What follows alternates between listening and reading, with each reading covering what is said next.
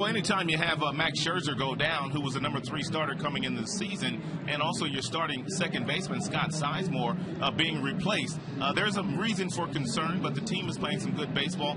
Both guys needed to go down. They were being buried up here. They need to work on their stuff. All right, about 4.5 hours worth of baseball last night, but in the end, the Tigers won it largely due to the fact that their 3, 4, and 5 hitters outstanding last night. They've been really good the last couple of weeks as well.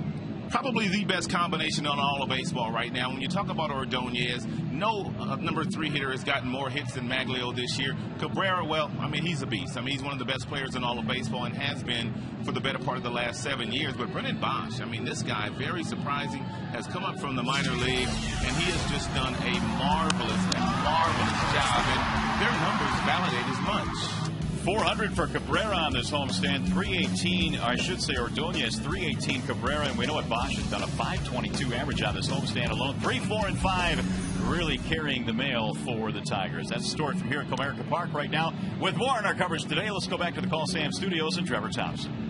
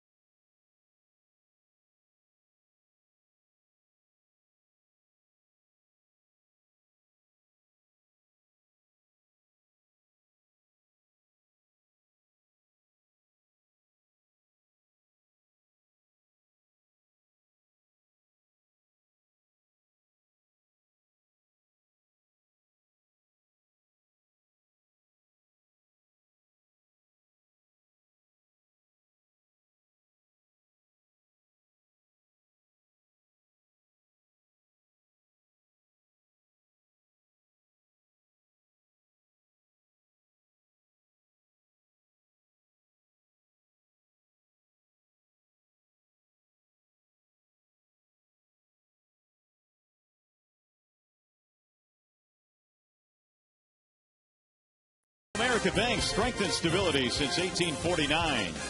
And by Comcast, call 1-800-COMCAST for TV, phone, and internet.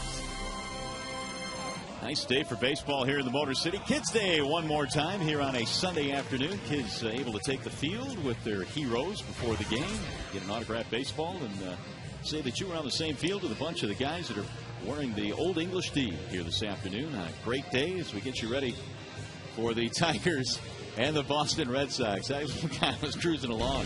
By the way, if Detroit combines for 3 or more home runs in this game, bring a copy of the box score to a participating Arby's location tomorrow. You'll get a free small order of curly fries. You can find a copy of the box score in your newspaper or at the Tigers page at foxsportsdetroit.com. Terry Francona and the Boston Red Sox were in town for a long night of baseball last night. Tigers ending up winning that game. Here's Francona's starting lineup presented by Honda Bloomfield. Marco Scutaro leads it off. He'll play shortstop, followed by Jeremy Hermida in left. J.D. Drew is in right. Kevin Youkilis is at first base. David Ortiz having a big series. He's the DH. Mike Lowell at third. Jason Varitek will catch today. Bill Hall is at second base. And Jonathan Van Every is in center field. Here's the scouting report on Armando Galarraga up from AAA Toledo. It's brought to you by Scott's Lawn Pro. Well, welcome back, Armando. Armando was not happy with the fact that he got sent down in spring training. He felt like he didn't get a chance to compete for one of the starting spots in the rotation, but he went down and pitched very good baseball, and there he finds himself with a spot start here, possibly beyond, with Scherzer going down to the minor leagues. And for Armando, it's about confidence. It's about swagger. He needs that back. He had it a couple of years ago as a rookie, but didn't have any of that last year as he struggled. All right, we are ready for baseball this afternoon, and the Red Sox will lead it off with Marco Scutaro. A little bit of a breezy day, 61 degrees our game time temperature, and here we go. The first pitch of the ball game is inside to Scutaro. Throw some fastballs at the top of the strike zone today because the wind's blowing in, and some of the big guys will even have trouble hitting the ball out to the gaps in straightaway center field. Galarraga's 1-0 pitch is low and inside, 2 balls and no strikes. Armando got off to a very good start this year at AAA and had really one bad outing, which kind of elevated his earned run average. He gave up 7 runs 2 starts ago. Overall, very good, though. That's why he's back up here. Here's the 2-0 to Scutaro. 3 balls, no strikes. Well, last night, the two teams combined for 20 walks. 12 of those by Tigers pitching, 8 for Boston. And the two pitching staffs also combined for 25 strikeouts. So it was quite a night. And on 4 pitches, a leadoff walk to Scutaro. Let's take a look at the Tigers defensively, always presented by Beaumont Hospital. You've got Damon in left, Kelly getting a start in center, Jackson with a rare day off. You've got Bosch also in the outfield, and you've got Danny Worth at second base making his major league debut. The Tigers continue to run the young players up to the major leagues, and a lot of the guys have had a lot of success. Here's Jeremy Hermida batting in the 2 slot today. Dustin Pedroia not playing this afternoon. Bill Hall is playing second base, and Hermida batting second. One of the things that Rick Knapp told me before the game, and he said Galarraga had been pretty good at this in the minor leagues, and that's first pitch strikes. It is imperative for him to get ahead of this Boston Red Sox team because they've got lethal bats when they're hitting in friendly fastball counts. They are not afraid to take their walks. In fact, they lead the major leagues with 158 base on balls this year.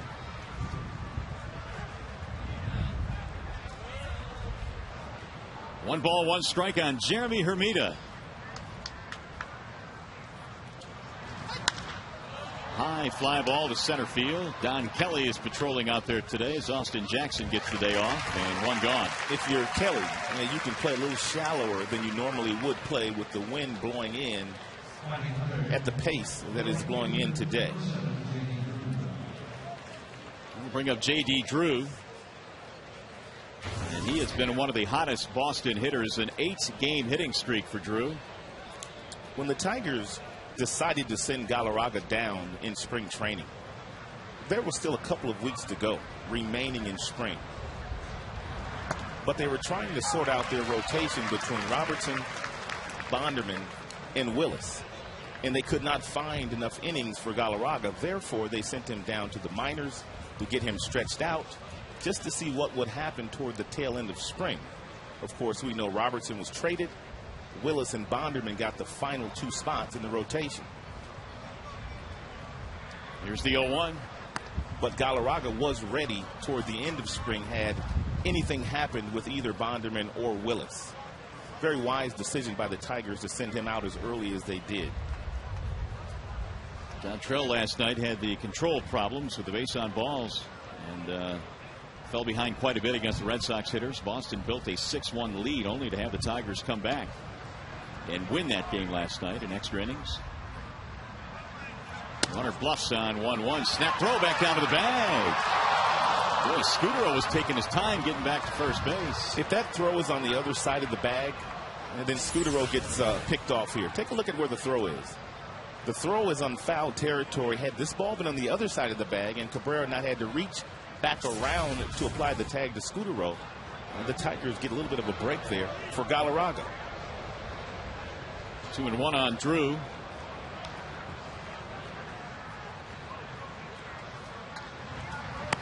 Missed it outside. That was an awfully close play down there at first base.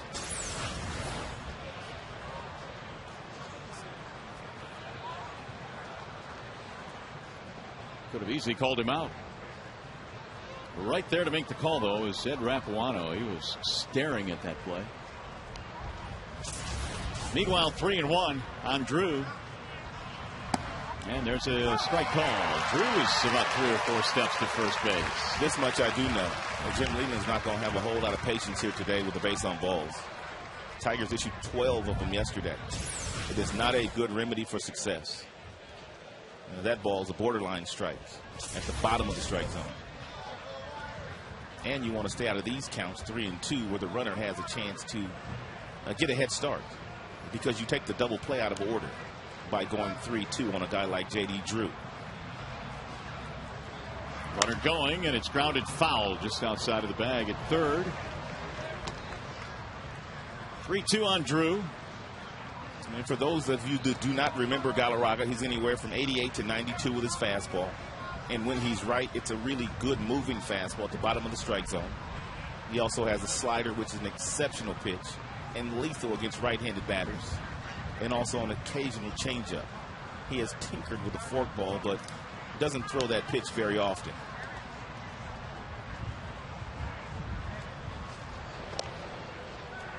Armando, a couple of years ago, in his rookie year here in Detroit, 08, won 13 games in 28 starts and had an ERA of about 3.7. Last year took a step back, though. He went 6-10.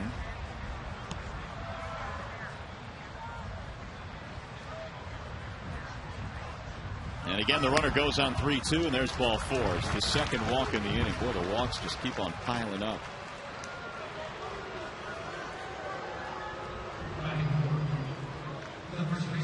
Career numbers on Galarraga. The interesting thing about last night's game, we mentioned Tigers pitchers walked 12 in that game. The thing that's kind of unbelievable is that only 2 of them scored. Yeah, the Red Sox left 13 men on base in last night's game, 7 of which were in scoring position. So some early trouble now for Galarraga as Euclid steps in. He walked 5 times himself last night.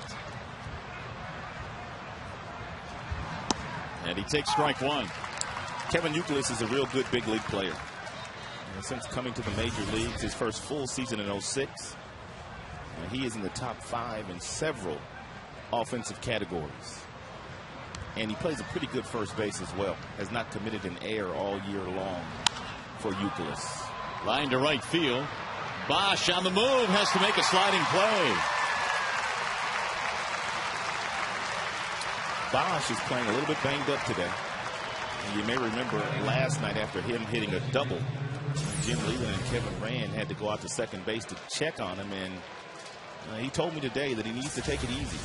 He's got a growing issue, and growings can be dangerous, especially if you pull them. So we may not see him running full speed today, just to not re-aggravate that growing pull. Here's David Ortiz with 2 outs. Big Papi having a big series. Ortiz 5 for 10 with 6 RBIs. He's getting healthy very quickly. 17 driven in on the year now for Ortiz. And as far as Bosch is concerned, it's a very difficult thing to do, to tell a rookie who likes to play the game full speed to tail it back just a little bit. It's okay to tail it back a little bit. We want you on the baseball field. Don't blow out that growing. So we'll see how he does today.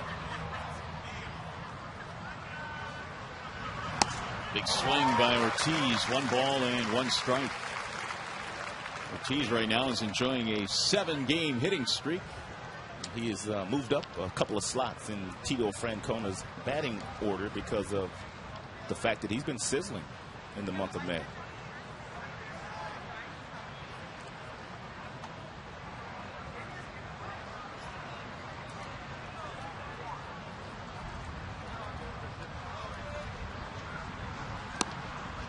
Strike call. 1-2. And Danny Worth getting his first shot at second base in the major leagues, and also getting his first shot at the shift that the Tigers play on some of the bigger left-handed pull hitters. Of course, Ortiz would fall into that category. Now the 1-2 pitch. He got him. Strike three. Threaded the needle on the outside corner. Ortiz doesn't like it. But the Red Sox will get a couple of walks and lead two. Nicely done by Colorado.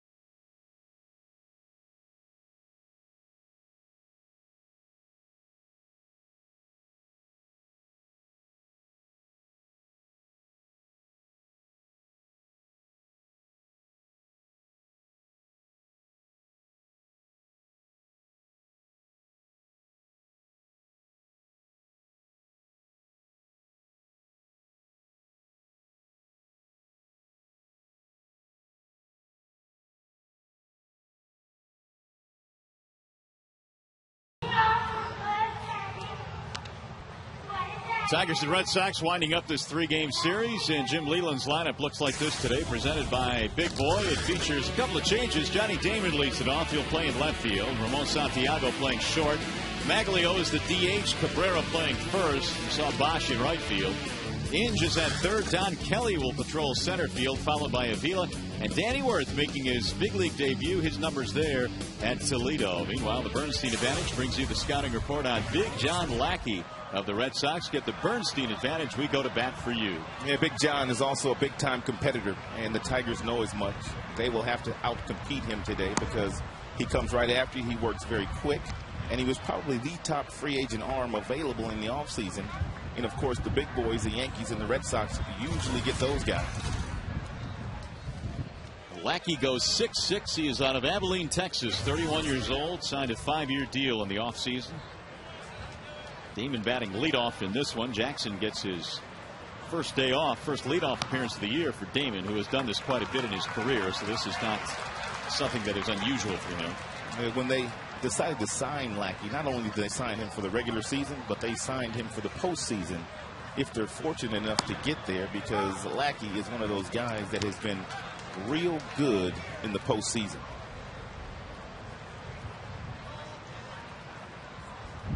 Three balls, one strike on Damon. And he takes a walk. Leadoff man is on.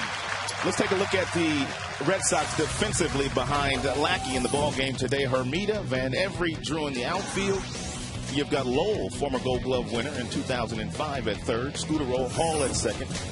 The Ukester at first, and Veritek getting his first opportunity to play in this series. And Tech, as in Veritek, having a very nice offensive season.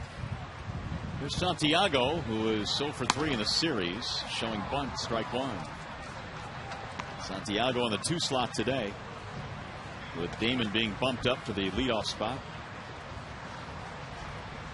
I was wondering when Jackson was going to get a day off. They had run him out there every single day. And, of course, Austin, a young player, a rookie, answer the bell every day, but he gets the afternoon off. See a shot of Lowell there. He's going to back up now, but because of the hip surgery that he had last year, not moving as well as he has moved as he's played in the big leagues. And because of the hip surgery, therefore, he was about 10 feet in front of that third base bag, expecting a bunt from Santiago because the mobility is not there like it used to be.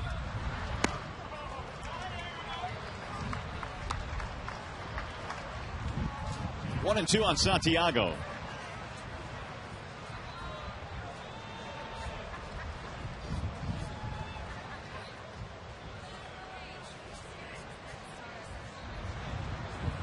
Here's Lackey's 1-2.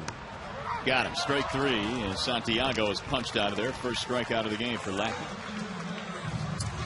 Well, in case you missed it, it took the Tigers to play 12 innings, almost 5 hours of baseball before they won the ball game. It was Mags with a single. Then it was Brennan Bosch with another single. And then a base on balls walk by Ramirez with Santiago, and the Tigers walked home to win a game. They were trailing 6-1 at the beginning. Here's Ordonez. Maglio with a 4-game hitting streak, and when you look at his career numbers against Lackey, awfully good. Got a couple of homers, 357 average.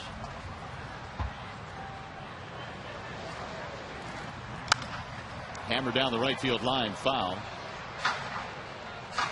For so many years, the Angels, when Lackey pitched for them, could not get over the hump and beat the Boston Red Sox. They just couldn't do it. They finally did it last year. And Lackey beat the Red Sox in the ALDS with 7 1/3 scoreless innings. Now he's a member of the Boston Red Sox. Another foul back out of play, 1-2.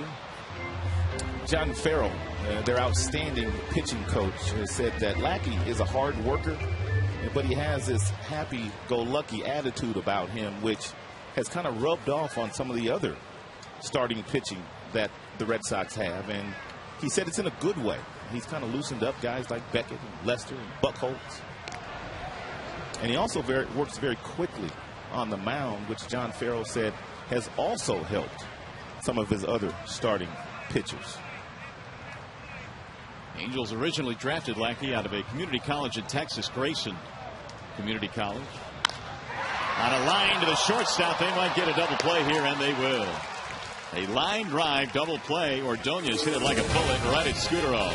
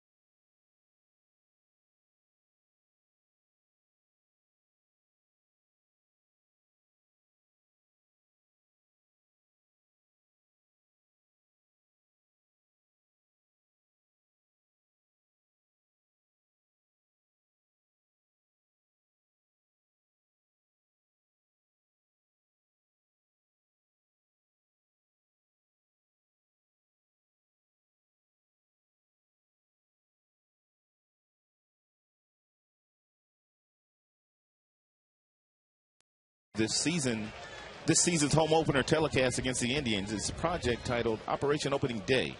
For details, visit tigers.com/Operation Opening Day. Well, here come the Red Sox in the second. It'll be Mike Lowell to lead it off on a 60-degree day here in the Motor City, wrapping up this series against Boston Red Sox. It'll be Lowell, Varitek, and Hall facing Galarraga. Armando walked a couple in the first inning, but was able to pitch out of any trouble. Wiggled out of a jam by striking out Ortiz looking. How about Lowell in last night's game, walking off the bench, taking one swing, and hitting a 100-mile-per-hour fastball by Joel Zamaia sharply in the left field. Well, this year as a pinch hitter, he's 3 for 5. And last night's episode may show you just how good of a hitter this guy has been in the big leagues as he waves and misses. He is still trying to get adjusted to his new role, however, in Boston. As we take a look at this swing last night off of Zamaia, 101. Excuse me, I shortchanged Joel 1 mile per hour. But Lowell is one of those guys, Mario, that's played every day, every step of the way since the beginning of 2000, and now finds himself in a platoon situation. And he's just getting used to this new role that's been given to him by Terry Francona. The 2-2 is on the ground foul. Well, last night, we just had a random shot of the Boston bench, and I saw Lowell sitting there, and I thought to myself, that's right, Mike Lowell is on the bench. He is not playing. You're just not used to seeing him sitting on the bench. Had hip surgery last year, and they had him traded to the Texas Rangers in spring training, but he didn't pass his physical. He had to have some thumb surgery, therefore still wearing a Boston uniform. On the ground to Brandon Inge. It's almost automatic. Lowell is out of there, 1 gone in the second. So Galarraga gets a ground ball to start things off. Here comes Varitek, who has really been swinging the bat pretty well this year. Got 6 home runs. As a matter of fact, with players of 35 or more plate appearances this year, he is averaging a home run every 6 at bats, which is tops in the majors.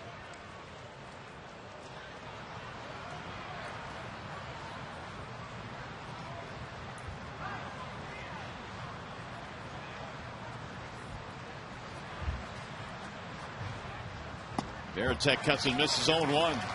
Varitek, just like Lowell, is getting accustomed to a new role, and that's a backup catcher. He has been their starter every single year, but the transition has been no problem for Varitek. He's hitting .342. I told you about the 6 home runs already.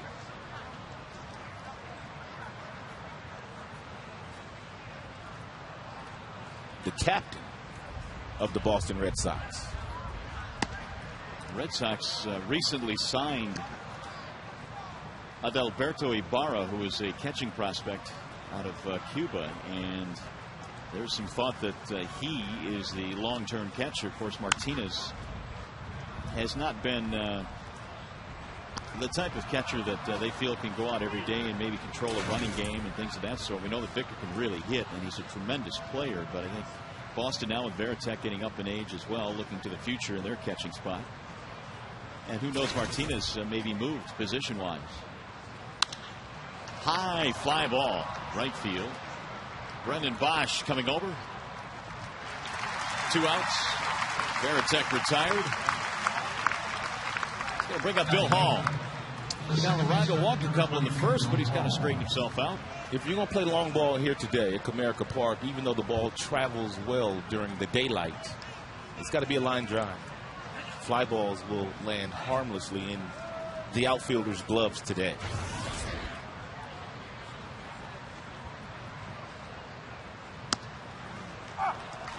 Strike 1 on Hall. Starting at second base today in place of Dustin Pedroia, and Hall's one of those guys that can pretty much throw a dart at any position. Wherever it lands, he can go out there and play. There's another strike 0-2. That's something Galarraga just started to do in spring training, and that's dropped down to a different sidearm angle here. Take a look at the angle here. That's a sidearm fastball away from his body, and that's a new arm slot for Galarraga. We have not seen that here in the big leagues. And he strikes out Hall, his second strikeout of the game, a 1-2-3 inning for Boston.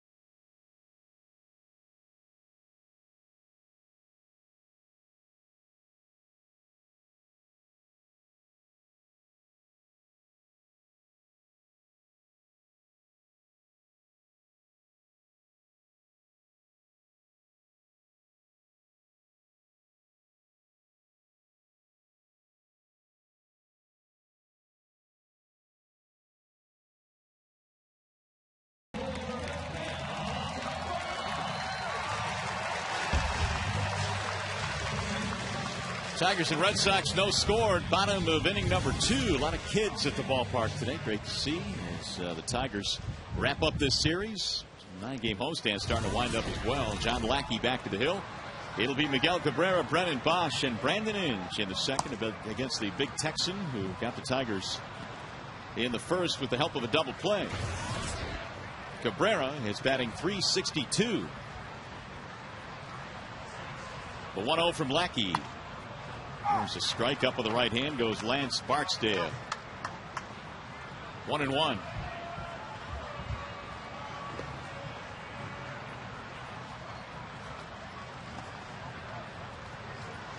Lackey made his mark early in his career back in 2002. He was a rookie for the Angels, and Game 7 of the World Series he started against San Francisco, got the win, and really pitched well that entire postseason. 5 appearances for the Halos that year. On their way to a world title, he was 2-0. Swing and a miss. 2-2.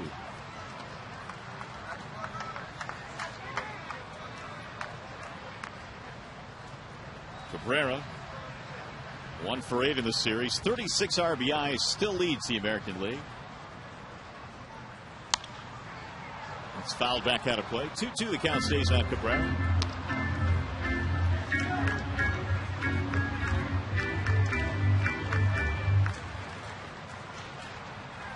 Bosch to follow, then Brandon Inge.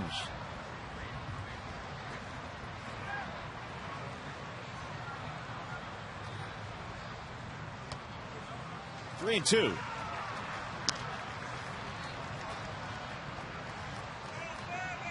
Tigers last night rallying from 5 down. That's the 4th time this year they've been down 5 runs in a game and have rallied to win it. 21 wins on the year for the Tigers. There's a walk, and Lackey walks his second of the game. One of the things that American League pitchers have found out is the fact that Brennan Bosch has tremendous range with the bat. Not a lot of data on him, so they don't know how to get him out. It started on Thursday against CC. Anything in, anything up, anything down, this guy can drive the ball to all fields. He has done as much against 2 of your very difficult teams in the American League, the Yankees and now the Boston Red Sox.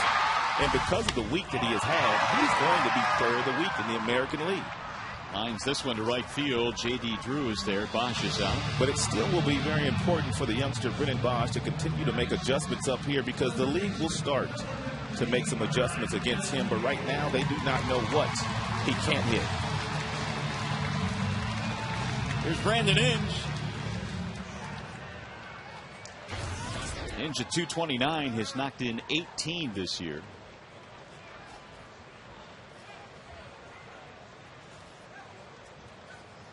Brandon knocked in a couple in the ball game last night, had an RBI double and a sacrifice fly.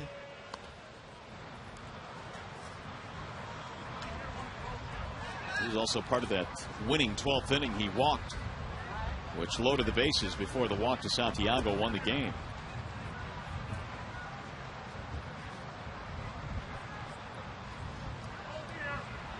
The 1-0 lifted foul back out of play. Another big crowd here today. We expected as much. The Red Sox in town a Sunday afternoon. Lots of kids at the ballpark. We had better than 40,000 last night, and it's standing room only again here today. In fact, last night's crowd was the biggest since opening day here. Breaking ball from Lackey misses. 2-1. Really, since the Tigers started winning in the 2006 season, they've averaged over 2.5 million fans per year. You build it, they'll come. You play well, they will most definitely come. And the Tigers this year have played well. They've won 21 games, and it's really kind of amazing that they haven't gotten a lot of production from the bottom of the lineup. The starting rotation has kind of been up and down. Yeah, Jim's still trying to sort out a few things. He is obviously pleased where they sit right now in the standings, but he also understands that the starters got to do a little bit better, because the bullpen has logged more innings than any team in the American League. And they've also made some adjustments as far as the starting rotation is concerned, and also the starting second base position.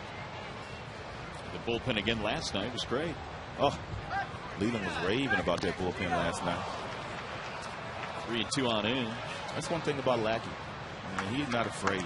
He's anywhere from 89 to 93 with his fastball, but he's got real good location. He's a big fella too, so he throws downhill, which gives the hitters an impression that most balls are going to be low. And he is not afraid to throw fastballs in fastball counts. He is a competitor. Runner goes, and it's fouled off. Cabrera was on the move. Boston really didn't know the kind of interest that Lackey had in them in the offseason, because it wasn't Boston that initially showed interest. It was Lackey. And Lackey's wife is from the Boston area, and he is somewhat familiar with the Boston area, so it's a nice marriage that should last 5 years. This time Cabrera draws the throw. Well, it's just kind of odd to see him in a Red Sox uniform, just based on history, because the Angels and Red Sox would hook up in the playoffs every year, and Lackey was, of course, one of the main horses for the Angels, and now he's kind of switched sides, switched allegiances. He beat up on his former teammates too a couple starts ago. Outstanding start against his former club. His ERA is a little bit high this year, only because he's had 2 starts in which he's gotten hit around a little bit. Tampa Bay gave up 8 runs and 6 runs in his last start against Toronto. Runner goes again and is popped up. Shallow right field. The second baseman Hall. 2 outs. Strangely enough, in the game where he gave up 6 runs, he won that game. Yeah, he beat Toronto in his last start. Here's Don Kelly with 2 outs.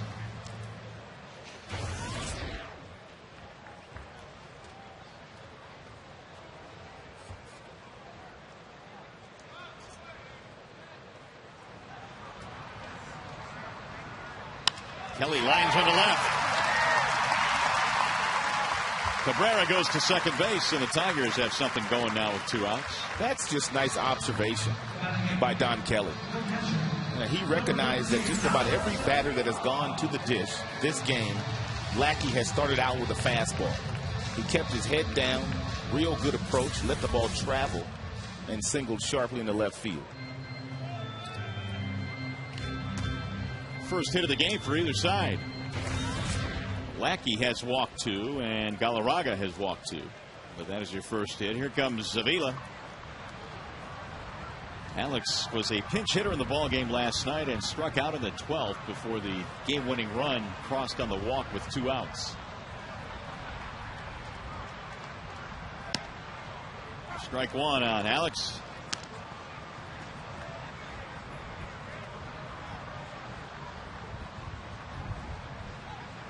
Avila trying to snap it 0 for 13. Has 2 aboard here in the second. Looked like he was going to get it going after homering a couple of times in that final afternoon game in Minnesota, but still trying to figure out some things as a youngster Avila from an offensive standpoint. Well, I guess the fact that he's not playing every day doesn't help either as far as trying to get on track offensively. Splitting time with Gerald Laird, and Laird has seen a little bit more time than Avila. Good breaking ball on the outer edge. 1-2 on Alex. He started this ball off the plate, and Avila gave up on it. And Veritek gave Lance Barkdale a nice long look at that pitch. Just off the plate. Ooh, Lackey thought he had strike 3. Not only was he walking off the mound, but a stare at home plate umpire Lance Barksdale. And at 6'6", 245, that could be a little bit disconcerting. Lackey out of Abilene, Texas. Here's the 2-2. Tap foul.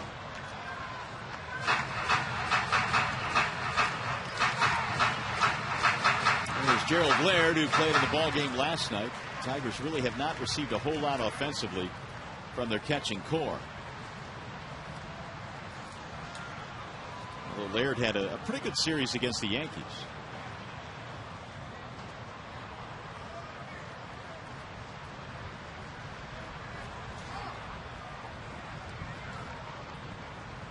Now Lackey taking too long, and Varitek will trot out to the mound. We're in the second, no score. Tigers have 2 aboard, their best scoring chance early on here.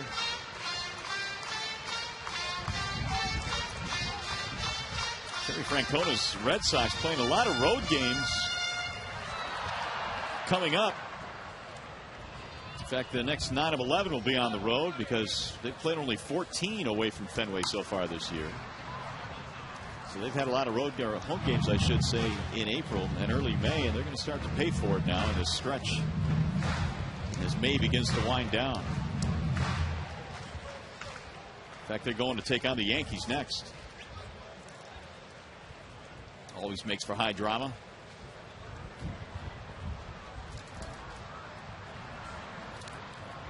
And again, the 2-2. 3-2 on Avila.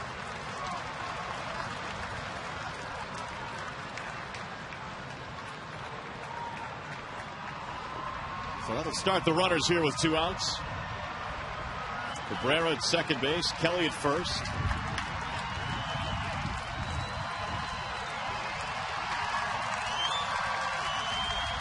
And the 3-2.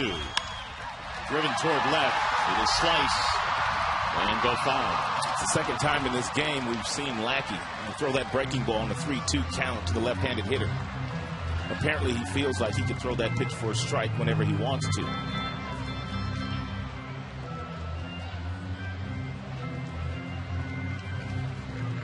He also struck Santiago out with that same pitch in the first inning. Meanwhile, Avila continues to battle here. This will be the 9th pitch coming up in this at bat.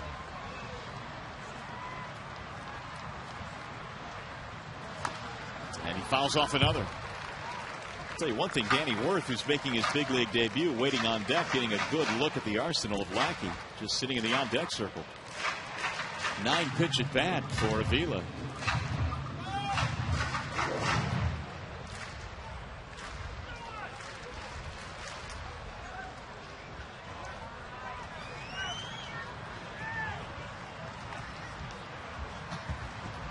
Again, Lackey's 3-2 is fouled off again, this time off his foot. So the battle continues.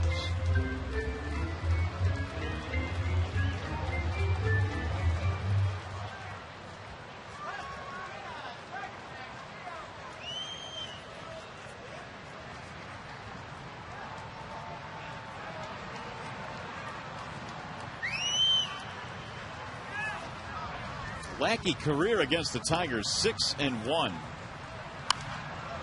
As Avila fouls off another, and he is yet to lose here in Detroit. 4-0 lifetime.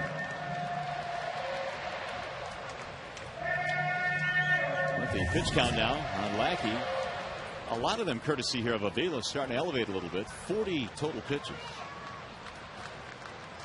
11 of those in this at bat.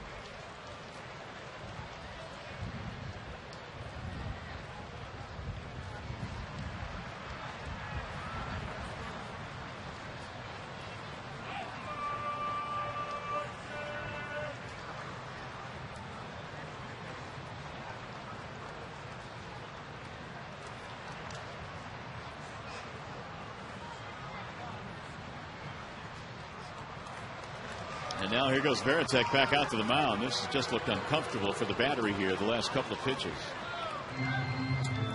They want to make sure they're on the same page as well. 3-2 count. Runner in scoring position. Runner's on the move. And Lackey wants to make sure that he makes the correct pitch here. And Varitek wants to make sure he puts down the right sign without going through a lot of sequences. Varitek, one of those guys that, like Jorge Posada, that makes lots of trips to the mound. And he finally walked it. What a bat there by Alex Avila. 3rd walk of the game for Lackey. That's going to load him up.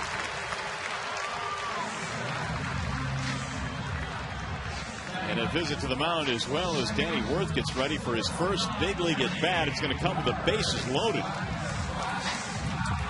Danny Worth was talking about last night and the experience it was for him being taken out of the ball game before the start of the game last night in Toledo, but not necessarily knowing what was going on, but you have several players on your team, and they know the drill. Usually when you get taken out of a game early and you're not injured, either you're being traded or you're going to the show. In his case, he was coming to the show. So the second-round pick just a couple of years ago in 07 out of Pepperdine steps in with his first big league at bat with the bases loaded. That's a nice campus out there, partner. Pepperdine. Never get any work done there. Never. Or schooling either. Well, that's what I meant. 0-1 on Worth. Right on the beach. Out of Northridge, California. 24 years old, Danny Worth. Facing Lackey with the bases full. Chops one off the end of the bat. Hits slowly. Lackey's going to have to cover and saves at first base. Worth, who has good speed, beats it out. Cabrera scores, and the Tigers have a 1-0 lead. First big league hit. First big league RBI. Congratulations, young man. It's an infield hit, but it's a hit nonetheless, and it's a big league RBI. He had not really hit a whole lot in the minor leagues, but in talking to some of the Tigers coaches before the game today, they said that this guy has gotten a whole lot better offensively and defensively. We're really going to like him. And you can see Lackey just missed the base.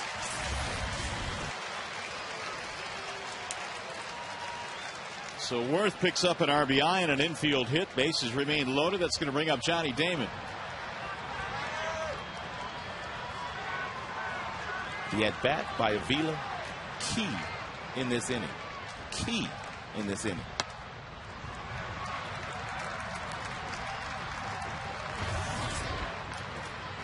.31 pitches now in this frame for John Lackey. Damon, meanwhile, 6 career grand slams.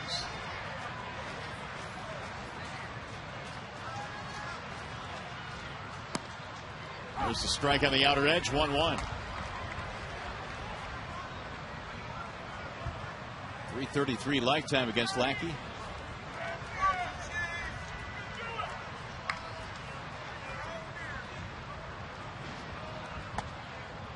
Johnny, as we mentioned, has hit leadoff a whole bunch in his career. He is .289 career as a leadoff hitter. Trying to give the Tigers some early breathing room.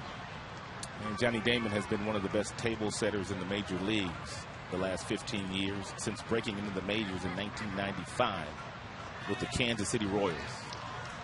100 runs a year is what Johnny Damon averages. Chopped to first base, foul. Just to finish that thought on Worth, finally after the game, he got called into the manager's office. Larry Parrish and Leon Durham were in the office. Larry's the manager, Leon Bull Durham is the hitting coach, and they were joking with him, and they were asking him, do you think you could go back to Erie and still get that same apartment that you had last year? Just kind of joking that maybe they were going to send him down to AA, and then they got these smiles on their face and told the youngster that he was going to the big leagues, and he was able to relax a little bit after that. It's kind of cold. Yeah, it is, but they do that to you in the minor leagues, especially Parrish. There's been several stories of young players coming to the major leagues, and Parrish always seems to find a very creative way of telling that youngster when they're going to make their major league debut. Way inside as Damon moves his feet, 2-2. So Lackey all out of sorts here. And 35 pitches this inning, 48 overall. Good pitchers like Lackey, you got to get them early. If they open the door for you like this early in a game, you have to take advantage of it, because he will settle in and he will get tough as the game goes on. 3-2. Now the crowd getting into it early here, and a big crowd it is.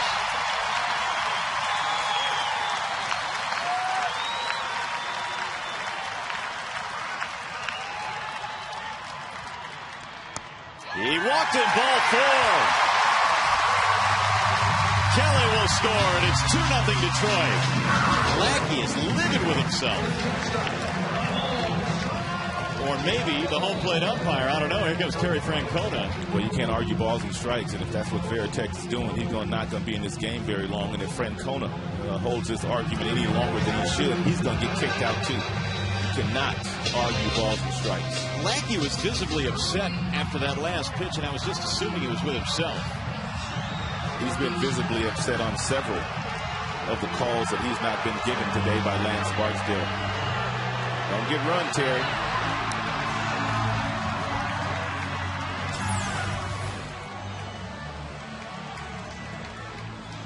Now watch Lackey's response here. I know he didn't think that was a strike. Well, apparently he did because he was looking in. He didn't even go look at that one on Fox Track. Yeah, no kidding. 2-0 Tigers lead. Base is still loaded. Here's Santiago. He popped him up. Shallow left field. Hermida. And that is that. Tigers lead and loaded. We get 2 runs. And we played 2.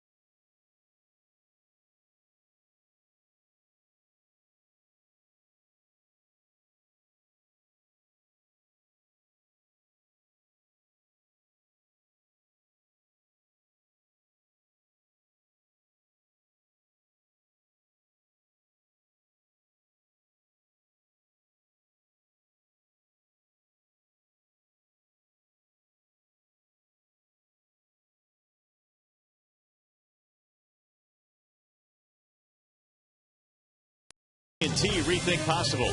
And by GMC, we are professional grade. I want to remind you this afternoon you can take part of the broadcast by voting for your McDonald's player of the game using your cell phone. Text Tigers followed by a space. Then your favorite player's uniform number to 37338. That is FSDET. See the final results post-game during Tigers Live. And also, don't forget, check your text response for special offers from our good friends at McDonald's. Can't go wrong. Nice. Big sign today. Yeah, at least we look clean there. Yeah. Cleaner than the Board of Health. Very nice. Thank you, fellas. Well, the Tigers have themselves a 2-0 lead. Danny Worth gets his first big league hit, an infield single plus an RBI. He can relax a little bit now. As Jonathan Van Every steps in against Armando Galarraga. Now Danny's waiting for that first ground ball.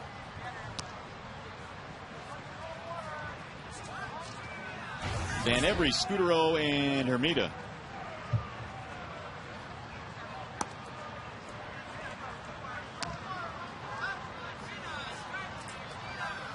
Van Every batting $176.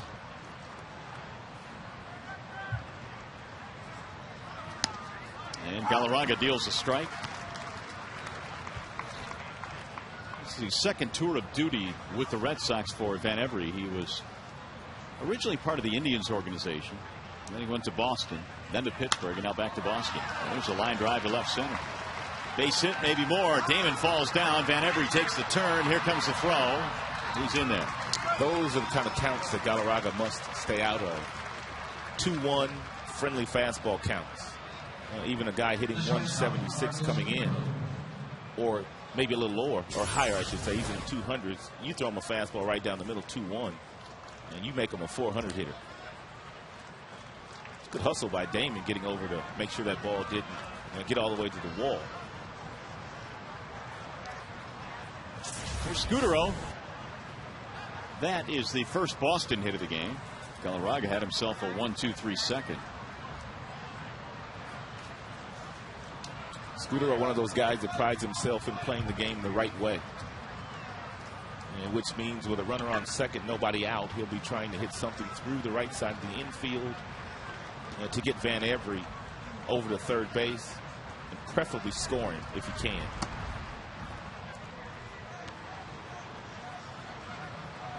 Scudero has had to take over the leadoff duties with Ellsbury on the DL with some cracked ribs, and Scudero making his 32nd consecutive start in the leadoff spot. Doesn't strike out a whole lot. Once just about every 12 at bats.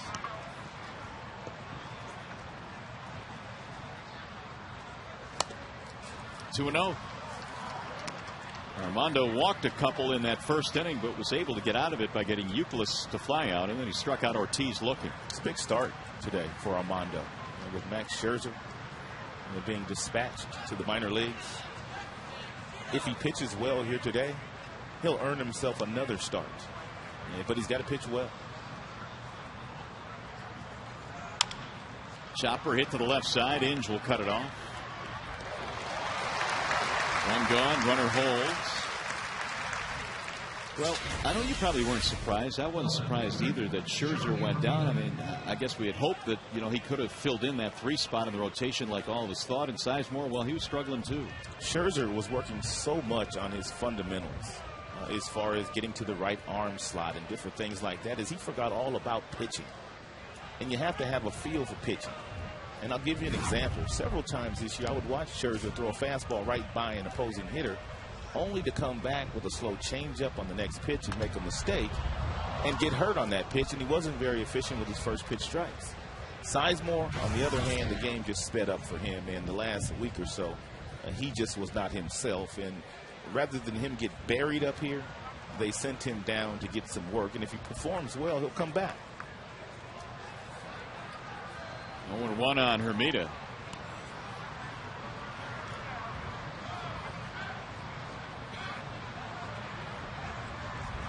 Well, I think Sizemore had a lot on his plate, not the least of which was the fact that he was replacing a Gold Glove second baseman who was a very popular player here in Detroit and a very good player in Placido Polanco.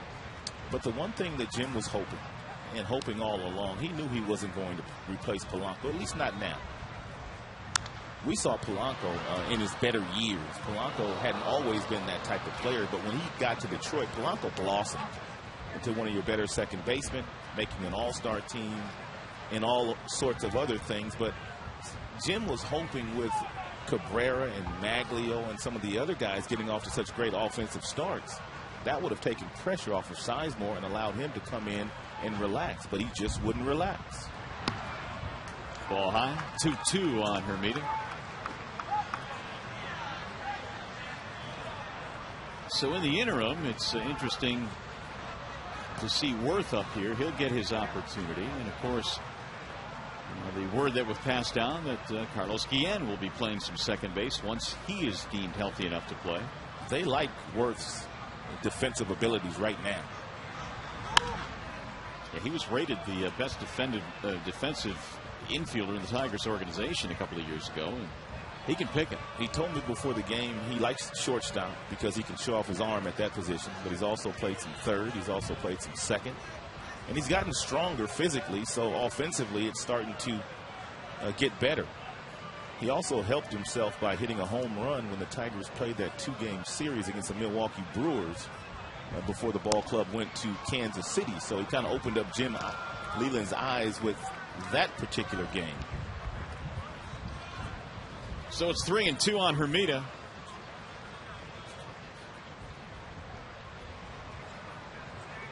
Hermida fly to center field in the first. Tigers lead 2-0.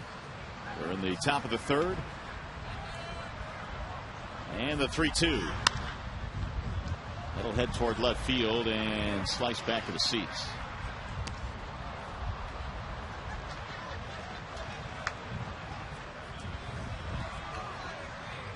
Hermida, the former Florida Marlin. I think they had high hopes for Jeremy Hermida. He broke onto the big league scene, had a couple of good seasons. coming out of high school, was rated one of the better high school hitters when he was drafted.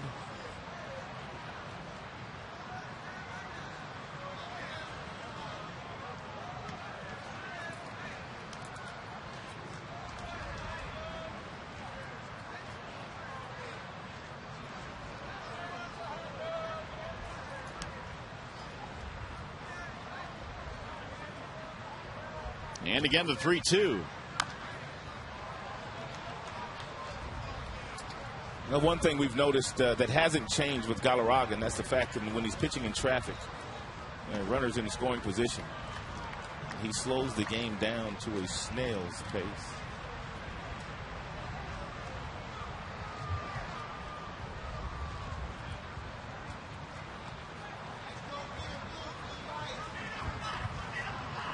And again, one more time, the 3-2 pitch. Drill to right center field. That's going to get down and score a run. Kelly is over there to race it down in the gap. It'll be an extra base hit for Jeremy Hermida, an RBI to make it 2-1. It's a pretty good at bat by Hermida. He saw several pitches before finally grabbing what appeared to be a fastball at 86 or a cutter on the outside part of the plate, and he was able to hook that ball back to the pull field in right center field. Hermida gets his 20th RBI. Boston gets one back, and they have the tying runner in scoring position now for J.D. Drew.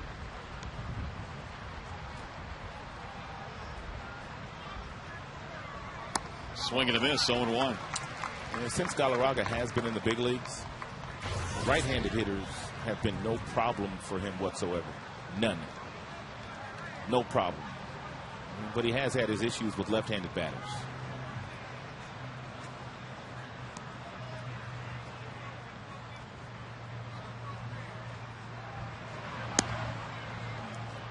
One ball, one strike. Here's those splits. 214 career batting average against righties and lefties, hitting him at a 285 clip.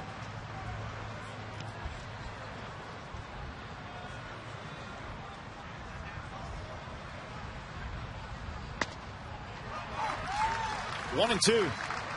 J.D. Drew with an 8-game hitting streak. Got a couple of RBIs in this series. J.D. last year, in fact, hit his 200th career home run against Galarraga.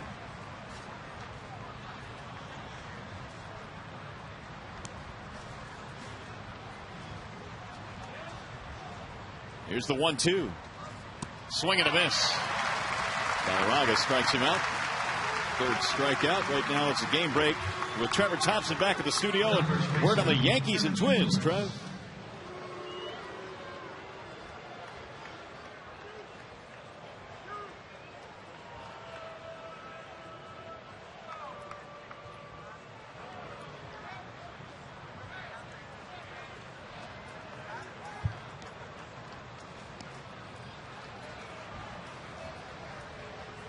All right, Trev, thank you. And the last 3 days, the Tigers fans have become Yankee fans because they've done their job at beating up on Minnesota.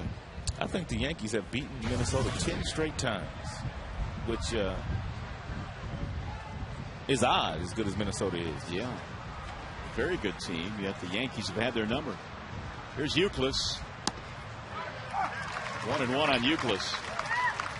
Check that. Make that 12. Yeah, I thought it was a few more straight times that they've beaten the Minnesota Twins, including the postseason. I mentioned Youkilis had 5 walks in the ballgame last night. The last player to walk 5 times in a game was Mark Teixeira last April. And Youkilis now leads the majors with 30 walks. That's why this guy's on-base percentage is always so high. Galarraga's got that real nice, it appears to be a cutter. Anywhere from 86 to 88 miles an hour that he's throwing off the plate to the left-handers initially, and it catches the corner, and then he throws Youkilis with that same pitch on that 2-strike offer. That's popped up. Shallow right field. Bosch coming in. He's there to make the play inside, retired. They get a run back on a couple of doubles. We go to the bottom of the third.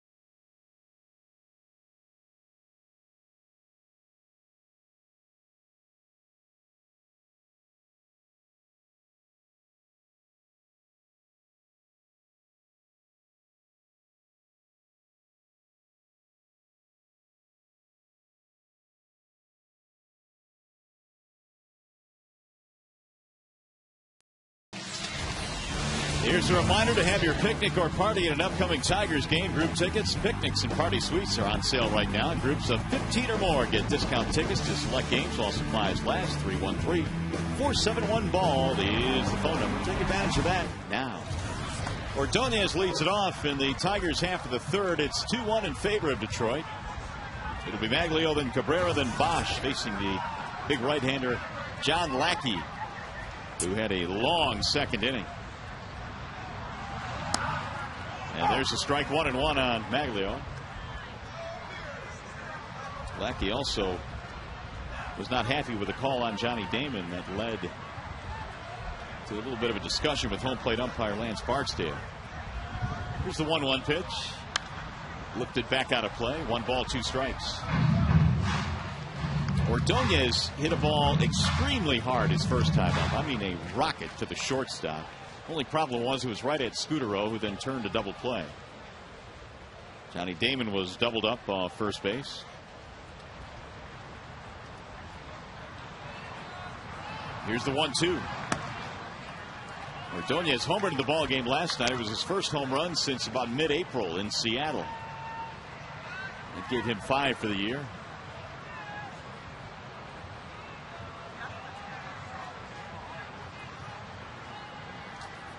Two-two pitch. Little looper. It's going to drop in. Another base hit for Maglio. Not only does Maglio love hitting against the Boston Red Sox, he likes hitting against John Lackey too. Looks like a little cut fastball that kind of gets in on Maglio right off the label, but still strong enough to muscle the ball into the outfield. Drew playing rather deep in right field. Here's Cabrera. He swings in the first and pops it up. Straight up.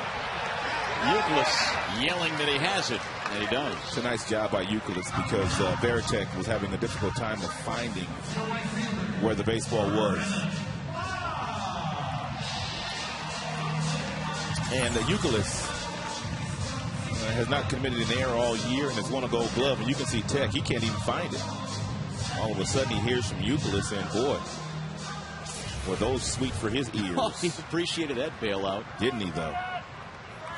He was kind of bobbing and weaving looking for that ball. 1 out now for Brennan Bosch. Ground ball to first. Under the glove of Youkilis into right field. Maglio headed to third. He's in there standing up. The Bosch is on. Youkilis tried to backhand that ball. Couldn't do it. Well, Bosch is starting off this week where he finished up last week. And that's sizzling hot.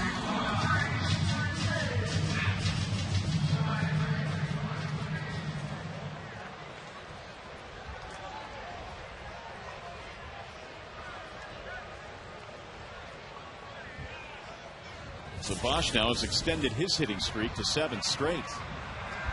First and third. Here's Brandon Inge.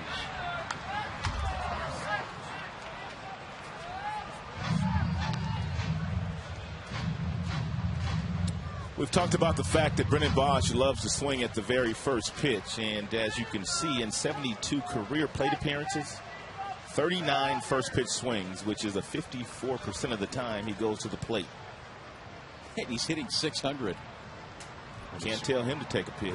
Absolutely not. That's fouled back out of play. It's a big at-bat right here for Brandon. He came up in yesterday's game with the bases loaded, or a runner on third, less than 2 outs, I should say, and he was successful with a sacrifice fly deep in the outfield, but he's got his work cut out for him now, having fallen behind Lackey. No balls, 2 strikes. You've got to choke up here. You've got to visibly spread out, whatever it takes for you to put the ball in play. Lackey not necessarily known as a strikeout pitcher.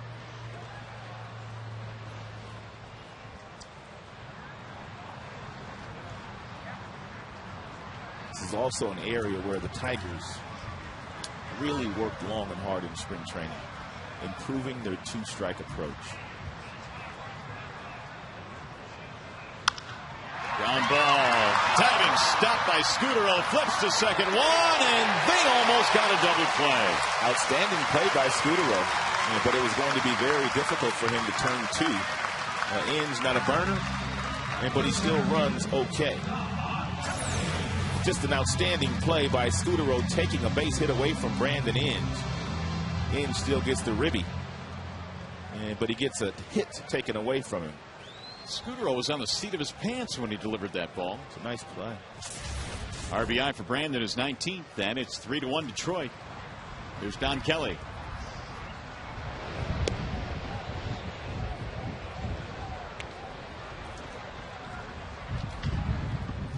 Kelly had a big single back in the second, which set up one of the Tigers' runs. Fouled away.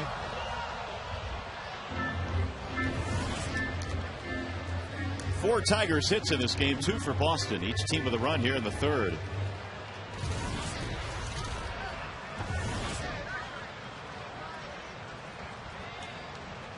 Galarraga has thrown 58 pitches. Lackey's 62 to this point. Another line drive to left. This one is going to stay up, though, and it's caught by Hermida to end the inning. Tigers get a run back, and they leave one. 3 in the books.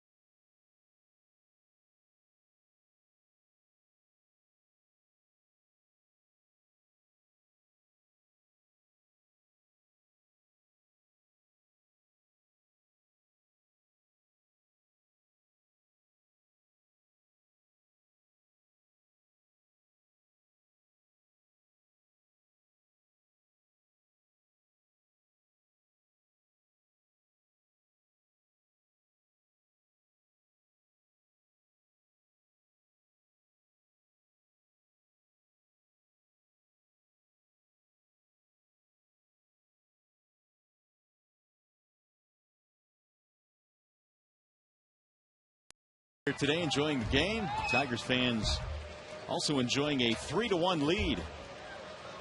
As Galarraga goes back to the hill, and he will face Ortiz, Lowell, and Veritek in the 4th inning.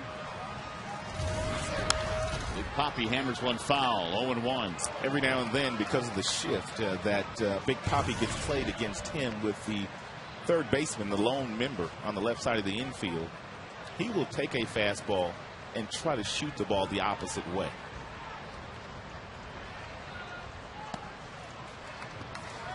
It's got to be very inviting, but I assume that's what other teams want him to do.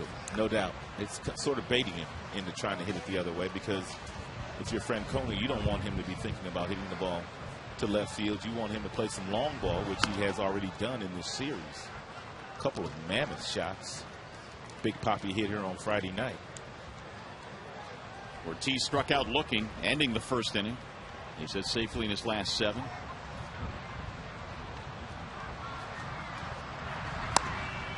For as bad a year as Ortiz was perceived to have last year, he did knock in 99 runs. Well, a lot of that credit should go to Terry Francona, because there are a lot of managers out there that would have given up on him. But Francona said, I'm not going to turn my back on Big Papi. He needs me now more than he has ever needed me. And it's an easy thing for a guy like Francona, who's played and been there and knows how important it is to have the backs of your players, even though Big Papi was in probably the worst stretch of his big league career. at the beginning of the season last season. Yeah, and his .238 average was the lowest since '01. And that was before he got to Boston. Francona said he has done so many positive things in our uniform. How in the world could I turn my back on him? And this year, Big Papi got off to a slow start too. And Francona did not turn his back on him.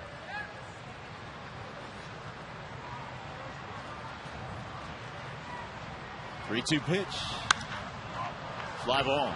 Left center field. Kelly and Damon converge. Damon. One away. And by the way, this game is available in crystal clear high definition on Fox Sports Detroit HD, sponsored by Comcast. What do we have here last night? We had 40,747, so I assume we'll be in that range again today. Here's Mike Lowell. Lowell is 0 for 1 with a ground ball. Off the end of the bat. Here comes Danny Worth. And Lowell is out of there. 2 outs. Well, I would say so far so good for Galarraga. He gave up the 1 run in the 3rd, but pitched out of that inning by stranding a runner at 2nd. Galarraga feels like he learned something last year, because he struggled the majority of the year, going 6-10 after having a sensational rookie year. And he just felt like first pitch strikes. He felt like confidence was a big part of it. And although he didn't appreciate going down in the minor leagues, it was time well served. Varitek, the batter.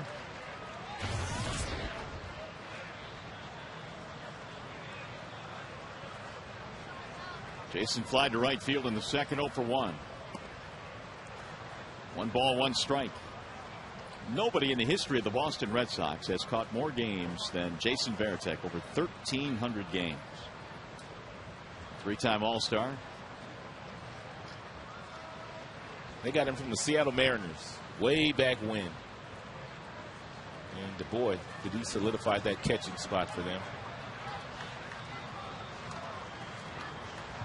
Is that Slocum deal? Heathcliff Slocum? I gotta look that up. The name is familiar. Absolutely. And I think Derek Lowe might have been with Varitek. Yep, Derek Lowe, too. 1-2.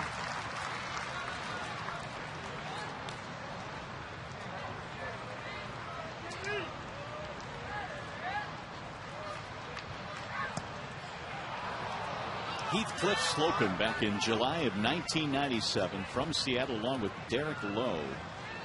And that turned out to be a pretty good deal. Obviously, Lowe no longer with the Red Sox, but he had some good years in a Boston uni. And he was there when they won that first championship. Was Derek Lowe. 2-2 pitch. Fouled back.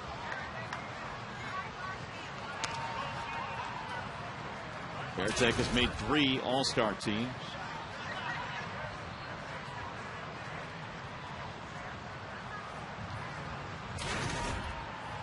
Swing and a miss. And Galarraga strikes out his 4th Red Sox hitter of the day. 1-2-3 inning.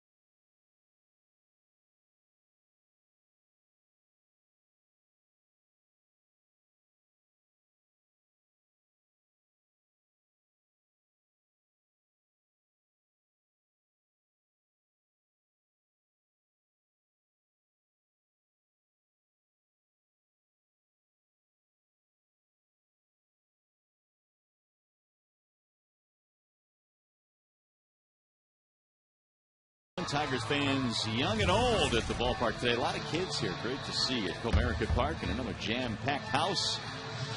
Wrapping up this series against the Boston Red Sox. Chicago coming to town beginning tomorrow. Alex Avila leads it off here in the 4th inning. Avila, Worth, Damon. Avila had an outstanding at bat back in the 2nd inning. Did not get a hit. He reached on a walk, but it was the amount of pitches that he forced the Lackey into throwing that kind of tired him out a little bit. It's on the line to right field and caught there by J.D. Drew. One gone. Well, we asked Jim Leland after the game last night. Now that Scott Sizemore has gone down, what are the plans for second base? When Carlos Guillen comes back, he's going to play second base. We're going to try that for a while. We feel like right now with some of the youth and some of our veterans, Carlos is a tremendous veteran player. Obviously, we want to find a spot for him every day. I think they would probably run me out of town if we sent Bosch down. So I don't think that would be a very bright move. Meanwhile, Danny Worth, who had a big league hit in his first at bat, drove in a run, lines to right field, so he is out 2 away. Carlos Guillen was lobbying to Jim Leland after it became apparent that Polanco was not going to be re-signed by the Tigers. He wanted to play second base, but obviously the Tigers had other ideas. He was going to play left field, but then when they acquired Johnny Damon, he was kind of bumped to the DH role. But he wanted to play second base when Polanco left as a free agent. Well, you know what else it does when he comes back is it really makes that Tigers lineup a whole lot deeper. No doubt. And I would assume as the 1-0 comes home that he's probably going to be batting in the 6 hole. Well, somewhere. I mean, it really doesn't matter where he bats. I mean, he's going to have a chance to drive in some runs, especially the way the middle of the order's been getting on base, and also the table setters have been awfully nice in Jackson and Damon. Carlos should have no problem playing second base as far as catching the ball and throwing the ball. He has played shortstop his entire big league career, so he still has arm strength. But the biggest transition for him will be the base runner coming down towards second base when he's turning the double play on the ball from third base or shortstop. That is the toughest play for most guys that have played shortstop that go to second base. That's what they say is the toughest thing to get used to.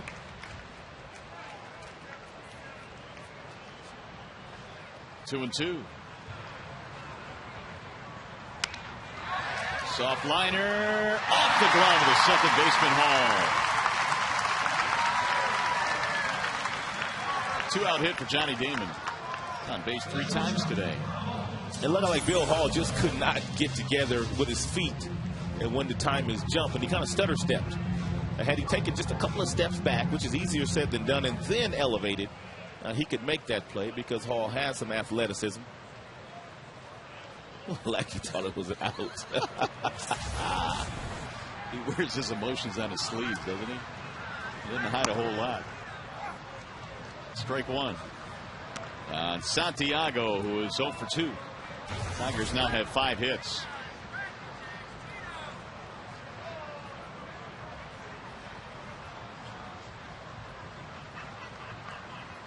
Runner goes. Here's a throw. It's not in time. Stolen base for Johnny Damon, his 3rd. Apparently Lackey forgot all about Johnny Damon because he stole the base rather easily with a couple of stutter steps, head straight down, not looking in, and sliding and on the way up when Scudero got the ball. They don't do a very nice job of throwing out base runners. 45 stolen bases allowed this year. And it's easy to say sometimes that the pitchers aren't giving you a chance to throw. But the reputation of Martinez and Varitek, at least later in Varitek's career, precedes them. They just have not done well throwing out base stealers the last few years. You know, I read a stat the other day. I was looking up some numbers on Victor Martinez, and I can't remember the exact number, but I know it was in the mid-40s, 46, 47, something like that. Instances last year where there were stolen bases against the Red Sox with absolutely no throw. Oh, my goodness. Well, then that's on the pitcher. Yeah. So, I mean, it only goes so far, I suppose. Boy, that's it well into right field. Way back. It's up, and it's gone. Santiago has hit a 2-run shot off John Lackey.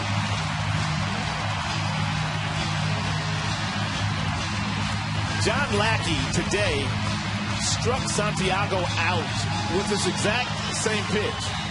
It's a breaking ball at 79 miles an hour that was outside, but this one tells us, at least Fox Tracks does, that it's right down the middle, and Santiago unleashed one on John Lackey. And it's 5-1 Detroit. 6th hit for the Tigers today. Santiago goes deep for the first time this year. Well, Ramon had the game-winning RBI last night, and now a 2-run shot here today.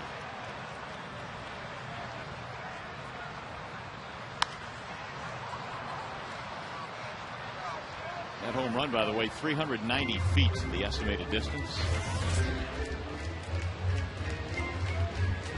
2 runs in the second, 1 in the third, 2 in the fourth, and that ball that just eluded Bill Hall kept the inning going.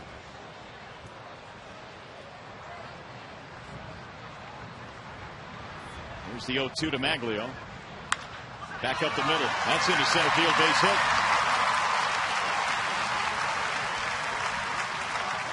3 straight hits after the first 2 Tigers were retired.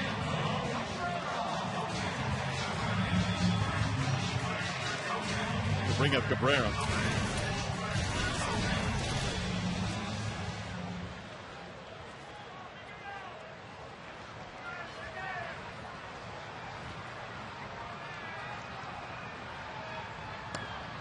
There's a strike call, 0-1.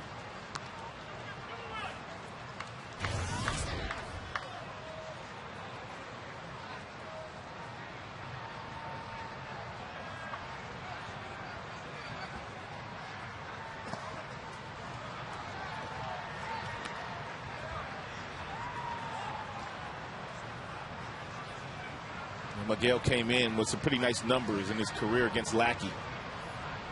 A .357 batting average with a couple of home runs. Lackey knows as much. He's been awfully careful with the big fella. He walked him his first time up. And Cabrera came around to score. 2 pitches into this inning, Lackey had 2 outs. They got Avila and Worth. And all of a sudden, Tigers put up a 2-spot quickly. Drilled foul back out of play. Nice one-handed grab back there. Whoa! Santiago over there flexing his muscles. Well, you're a power hitter now. I see. Easy. I see you. You're a power hitter now. I would tease him about salary drive this year, but I can't because he got a 2-year deal before last season started. He's a wonderful kid. Wonderful, wonderful kid. Swing and a miss. So Cabrera's out of there, but the Tigers are able to get 2 more. Santiago hits a hanging breaking ball into the seats. John Lackey steamed about it.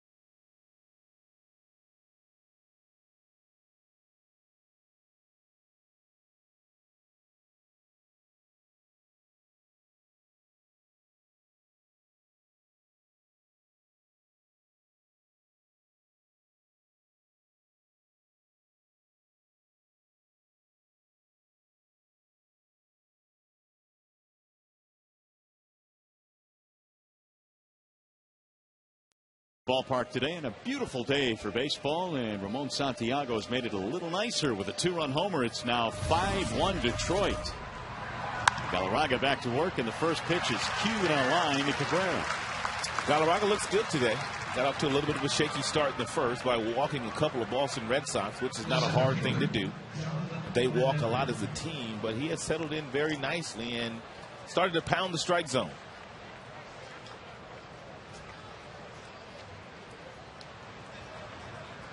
Here's Jonathan Van Every. He had a double and scored a run, the only Red Sox run so far. Strike one.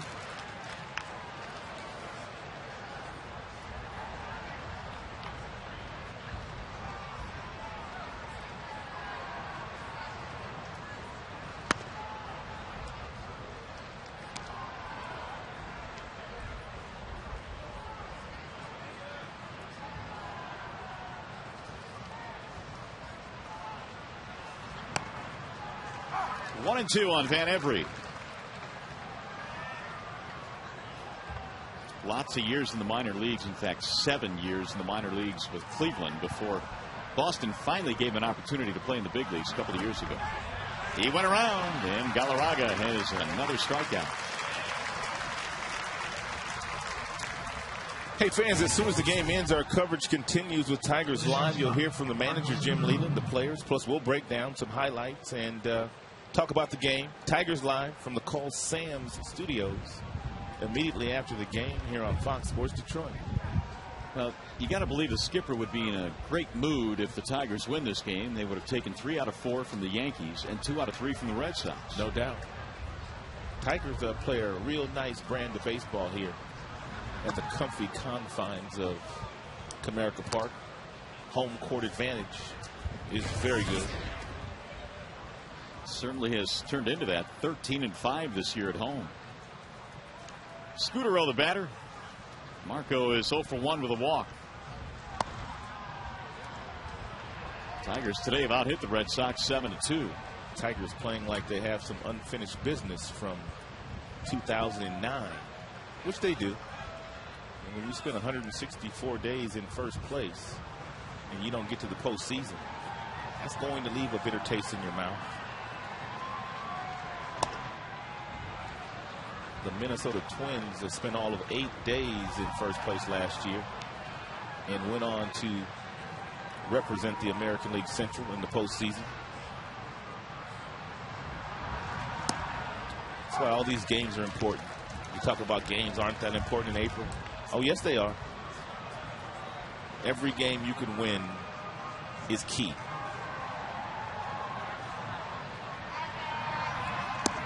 Well, I guess you try not to overreact if you get off to a slow start in the month of April and think that your season is over if you get off to a slow start. But you're right. I mean, last year taught us all that all it takes is 1 or 2 games along the course of the season to make a difference right at the end. No doubt. 3-2 pitch. Down the right field line, slicing Bosch. Out of room.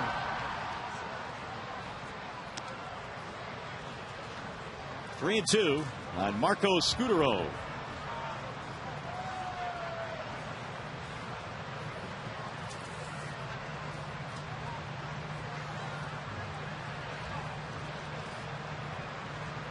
Hermida waiting on deck. Galarraga has retired 7 straight after the double by Hermida to knock in a run back in the third.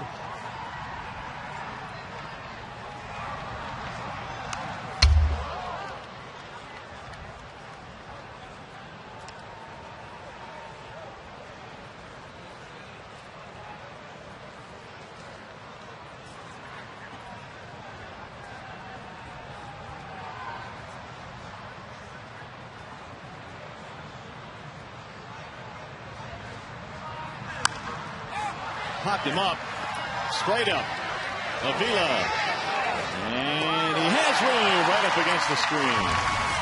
1-2-3 inning for Galarraga. You're watching Tigers baseball on Fox Sports Detroit, presented by Bell Tire.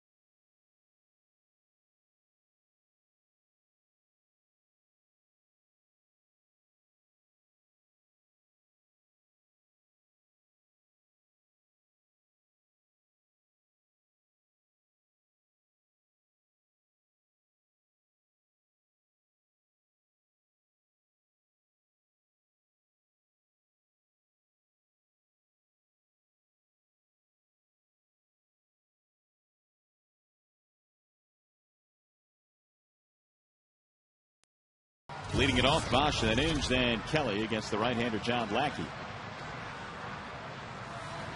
First pitch is in for a strike on Bosch. Singled and lined out in his first 2 at-bats. 6 for 12 in the series. 391 average for Bosch. Got it on his hands that time, but it's popped up. Euclid in foul ground. 1 gone.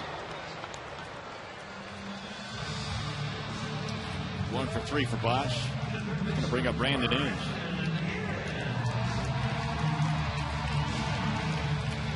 By the way, today was Brandon Inge replica glove day here at the ballpark. All kids 14 and younger receiving one of those Inge gloves. There you go. So instantly you become a terrific fielder with one of those gloves. Ball outside, 1-0.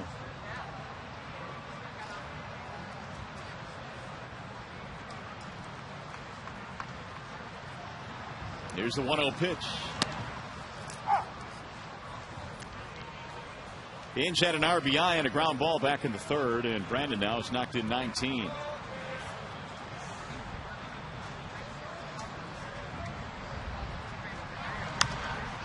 That is popped up. Euclid's going to have another shot, it appears.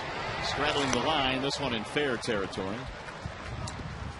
Man, Lackey, along with Mark Burley of the Chicago White Sox, who the Tigers will see the next couple of days, although Burley will not start.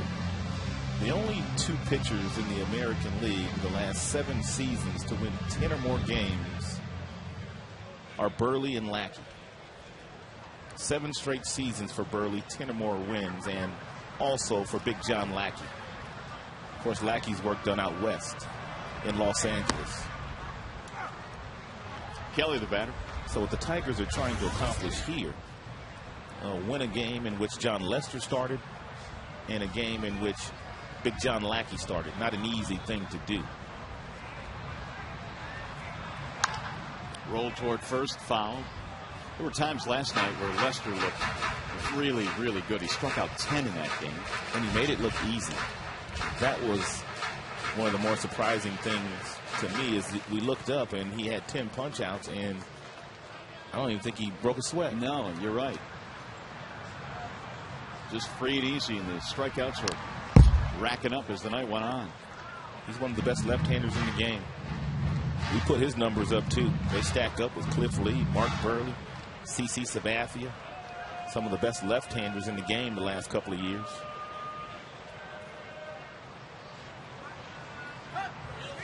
Which is why a lot of people believe that Boston will be there in the end, their starting rotation. Lackey thought he had strike 3 there, didn't get it though. 1 and 2. I'd agree with that. I mean, Lackey with the Angels was considered their ace. Here in Boston, they got probably 3 guys that you could consider an ace. Yep. Here's the 1-2. Broke his bat. All on 1 hop, but there's nobody covering first. And safe is Kelly. See, that's a play for Euclid. And because Bill Hall doesn't play second base that often, I'm not going to make that excuse for Uke. But Uke, on that particular ball, if Pedroia is playing second base, he knows beyond a shadow of a doubt when this ball is hit, Pedroia is going to suck it up.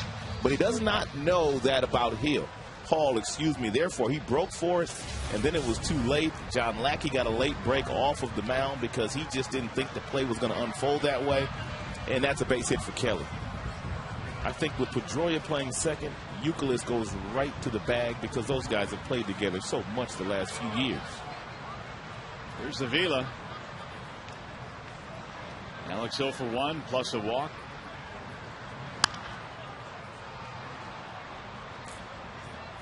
Give the Tigers 8 hits, and Kelly has his second. A couple of infield hits for Detroit in this game.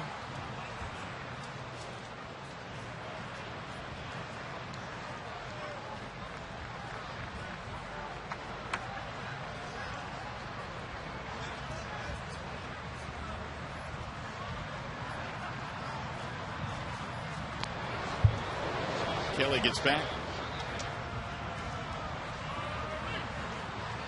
Lackey has faced the minimum just once. And that was in the first inning when he got a double play ball. The Tigers have had A bunch of runners on since. They scored 2 in the second, 1 in the third, 2 in the fourth.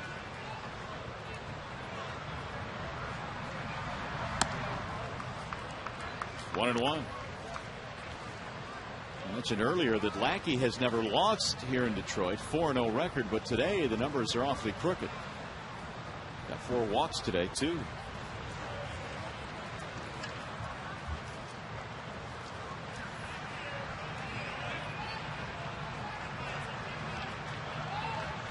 Lackey won the ERA title back in 2007 with the Angels. Another on average of 3.01 that year. Why did he leave Los Angeles? Did they not offer him a real good deal? Do you know? Or, they offered him a deal, but I think he thought he was worth more. I think he thought that what he had provided that organization since 2002 when he won Game 7 of that World Series, and as you mentioned, won at least 10 every year, I think he thought he could get more money. He was not going to give them a home discount, I guess. Apparently not.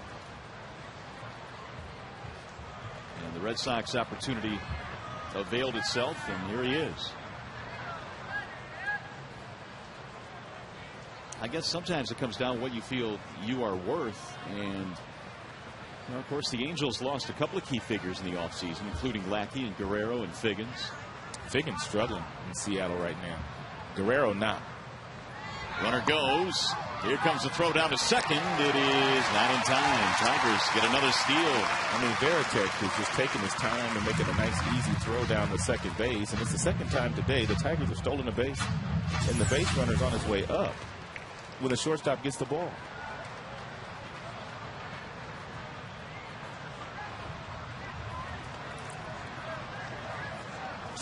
So Kelly puts himself into scoring position.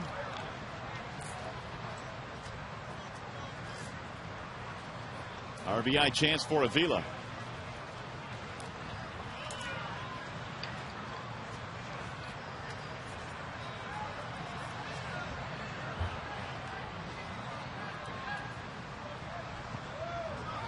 Veritek able to block that one. 3-2.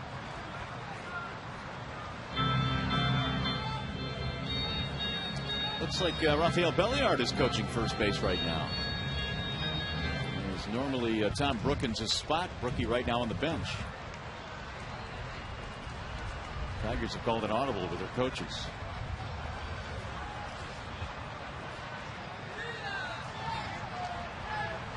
Three and two on Avila.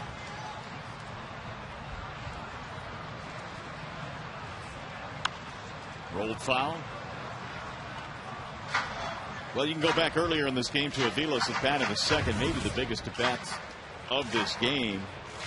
Maybe simplifying it a lot, but he really gave Lackey a huge battle. Drove up his pitch count back in the second, eventually walked, and then later in the inning, an infield hit to drive in a run and a base-loaded walk. And Lackey is about to throw his 100th pitch. And he got him, strike three. Avila caught looking to end the inning. Third strikeout for Lackey, 5 in the books.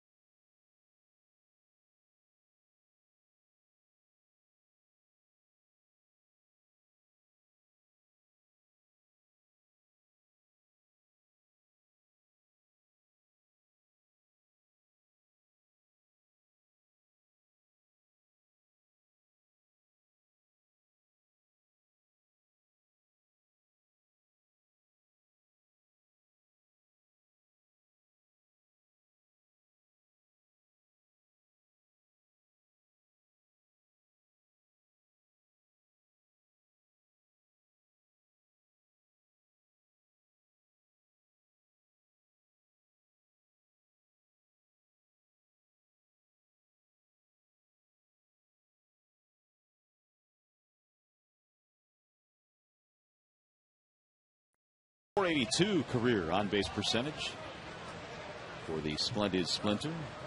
That's career? Career. He was getting on base once every 2 times he went to the plate during his career? Career. Are you kidding me? Pretty impressive. Ty Cobb 9th on that list. 2-0 to Jeremy Hermida. Is Bonds on that list, I wonder? Well, we're going to have the top 5 coming up in just a moment. Bonds has got to be on that list, doesn't he? I think so. Pujols should be there. Here's the 2-0. Mauer might be on that list. Some modern day cats. Now who do we have? Babe Ruth, Billy Hamilton, Lou Gehrig, and Barry Bonds is on that list. I only got one of them. Right at the knees for a strike. 3-1. That is a fascinating statistic. Once every 2 times Ted Williams appeared in a big league game, he was running the bases. To left field, and there's an out as Damon hauls it in. Well, here's your actives.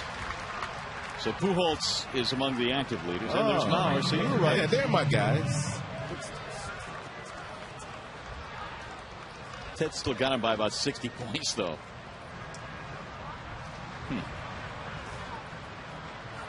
Here's J.D. Drew.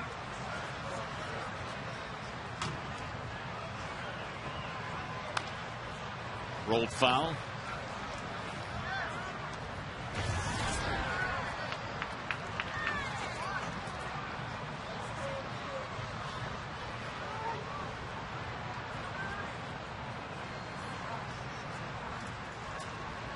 The 0-1 is a strike on the outside corner. 0-2. Galarraga's had that little cut fastball working to perfection today. I mean, it's about 86 to 88 miles an hour. But boy, has it been a tremendous pitch for him. Right at the center fielder, Kelly. 2 gone. Time for a game break now. We go back to the studio. Cover Thompson news on the Indians and O's. First baseman Kevin Nicholas.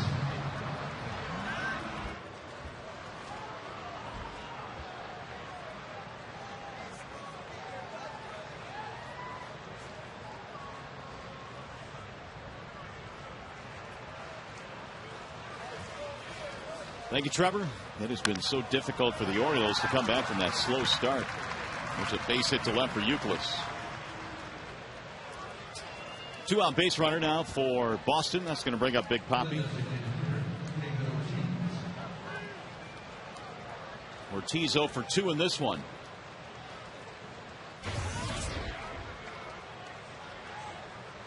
Only the 3rd hit in the game for the Red Sox.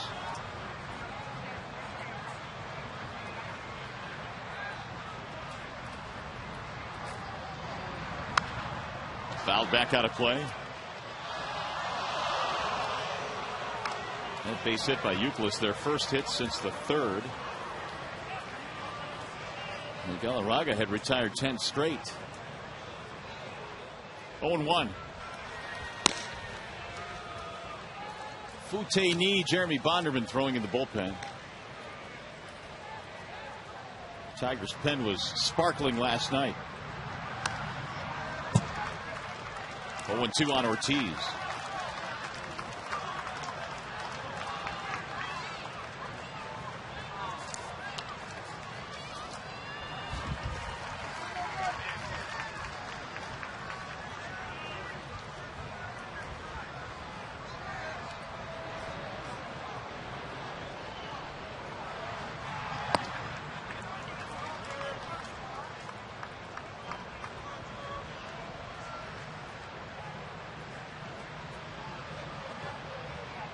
Galarraga surrendered 1 run in the 3rd, and that has been it so far.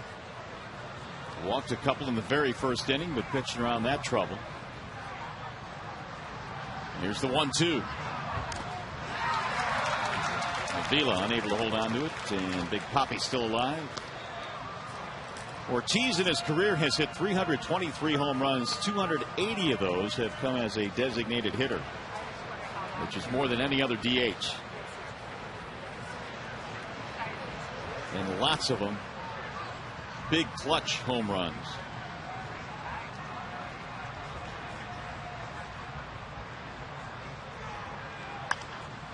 Fouled away.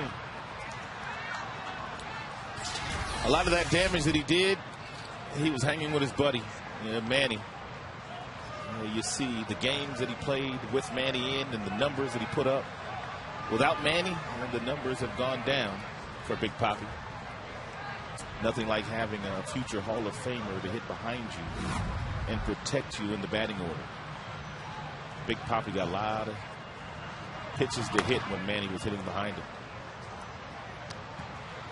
It was Galarraga's 100th pitch. Only 2 of those innings out of the teams, first and third. Some of the young Dodgers out west benefiting from Manny Ramirez hitting behind them. Matt Kemp, Andre Ethier, and Manny providing a lot of protection now for those kids. 3-2. We'll get a look at those Dodgers. Yep. On the next road trip. Joe Torre, outstanding manager, has taken them to the postseason the last couple of years after leaving New York.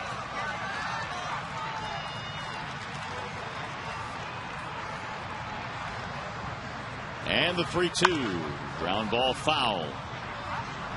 Joe Torre also one of the managers on that special committee that Bud Selig has gotten together along with Jim Leland, Mike Scioscia, Tony La Russa. Those are the only 4 managers. And what Bud Selig has them all doing is just trying to bounce ideas off one another, trying to figure out a way to make the game a little bit better. Inside, he lost him. Ortiz gets a walk. And of course, all 4 of those managers have impressive resumes. They've all won championships. It's a pretty good think tank, that's for sure. Here comes Leland. That's going to be it for Galarraga, who has walked his 3rd. Got a couple of outs here in the 6th inning, and it appears that Jeremy Bonderman now is coming out of the bullpen. So here comes Bonderman. It's a Wallside Windows pitching change, and we will step aside.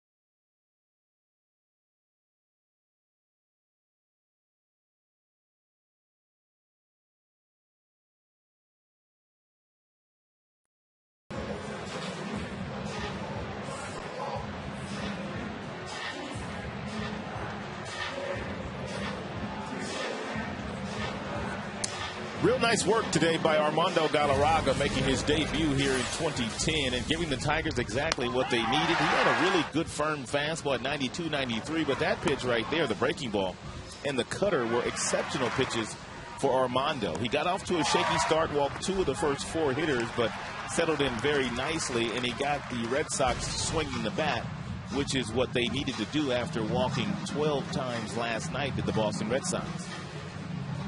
5 2/3, 5 strikeouts, 1 run to this point. He's responsible for the 2 men on the bases. Well, apparently it's Bonderman's throw day, and every now and then when your bullpen's not in the best shape, which the Tigers bullpen is not because they played 12 innings in the game, you hold back your starting pitcher on his throw day just in case you might need him, and apparently they need Bondo today. And he'll face Mike Lowell here with 2 on and 2 outs. 5-1 Tigers lead. We're in the 6th. This is Bonderman's 14th career relief appearance. He threw 99 pitches just a few days ago against the Yankees. Bonderman threw in game 2 of that doubleheader on the 12th, which was Wednesday against the Yanks. Went 7 innings, struck out 7, walked only 1. Gave up only 2 runs, so he was good on that day. That was the game where the Yankees scored a ton of runs in the 9th inning to blow it open.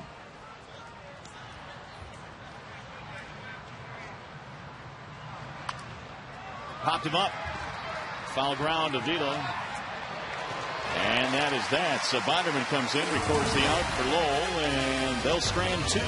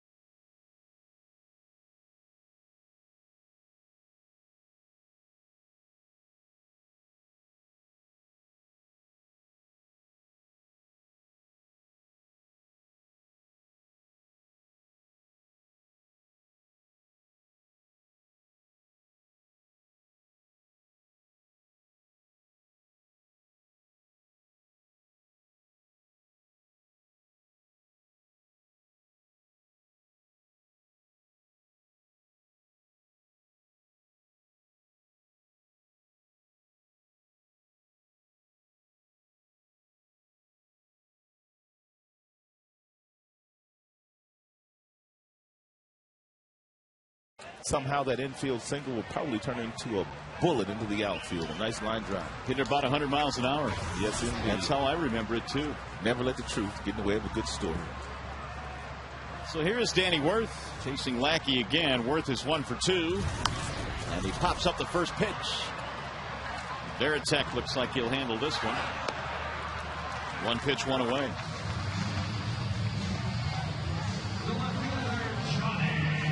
Tigers have had a lot of 1-pitch outs today. 1-pitch at bats.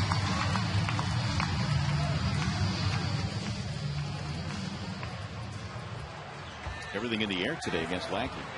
He's had the fastball at the top of the strike zone all day long. Damon has been on base 3 times. Single, 2 walks, steal, run scored, RBI. Austin Jackson getting the day off today, so Damon elevated to the leadoff slot. Well-deserved day off for Jackson. Pull to right field, sinking. Drew, it's going to be a base hit right in front of him.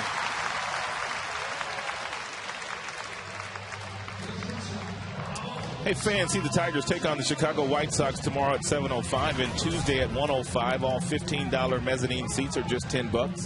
Call 866-66-TIGER or visit tigers.com. I don't care how poorly the White Sox are playing. When they come to Comerica Park, they usually walk around here like they own the place. Tigers are going to have to change that early this year. Lefty Scott Schoenweiss heating up for Boston. There's a strike called on Santiago, who hit a 2-run homer in the 4th inning. Seems like the names can change. Doesn't matter.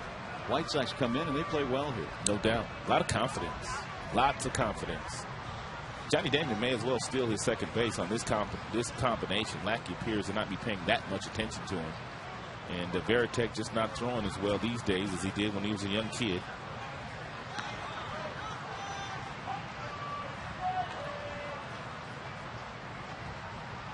We showed you a graphic earlier where catchers for the Red Sox have already given up 46 stolen bases, most in the majors.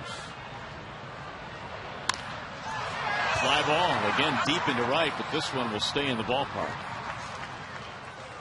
2 outs. It's going to bring up Ordonez.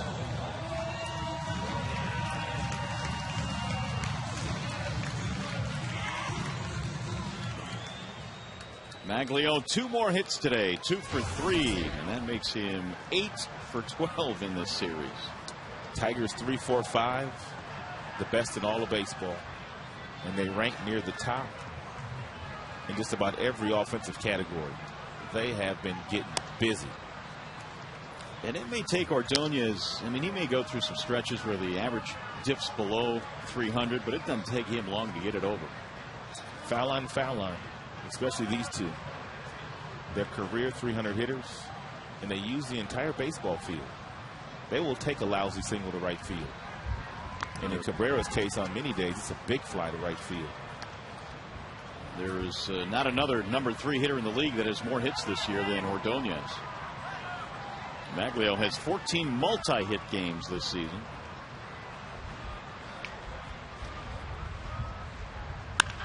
Line drive, foul.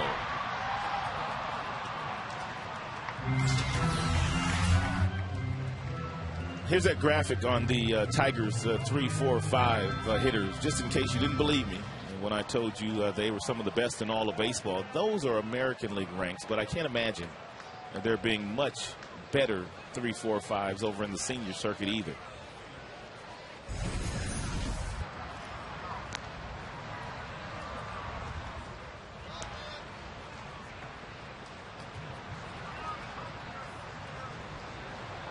The Ordonez average up to 315. Damon is aboard. In fact, he's been on base 4 times today. And there he goes. Here comes the throw down to second. The tag is in time. Hey. Come on now. They called him out. Ah, well.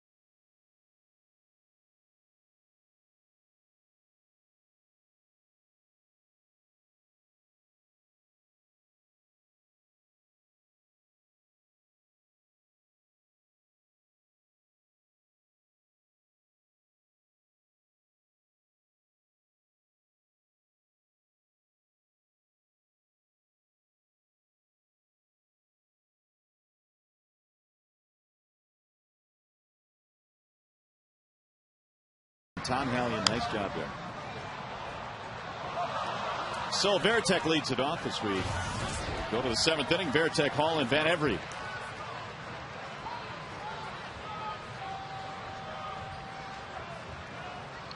Oh for 2 for Veritek in this game, and a ball down low from Bonderman, who took over in the 6th. Retired Lowell after Galarraga did some nice work today.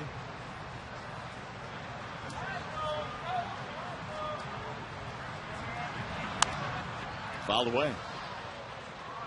Yankees are beating Minnesota again 3-1. If the Tigers hold on and win this game, they will draw yet another game closer to Minnesota. They are a game and a half out coming in. So a chance, and there's still a long way to go, but a chance to be a half out at the end of the day. And a ground ball to third. Right there is Brandon Inge. That's why you play left-handers about 15, 20 feet off the line at third, because very seldom do they hit the ball directly down the third base line. And if you're Inge, you can take away base hits. Take a look at all the room on the left side to the right of Brandon. And he is basically playing in the hole at the shortstop position, and Veritek hit right into the teeth of the Tigers' defense.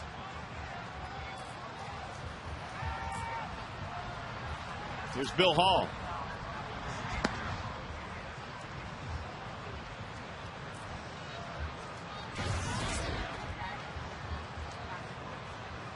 Only 3 hits today for the Boston Red Sox.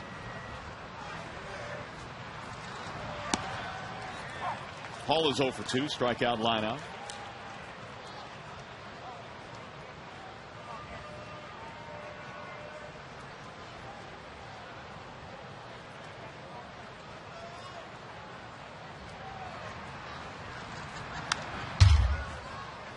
One and 2 on Bill Hall.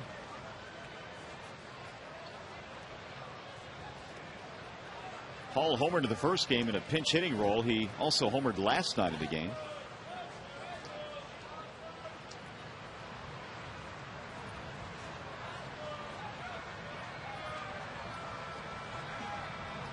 Here's Bonderman's 1-2.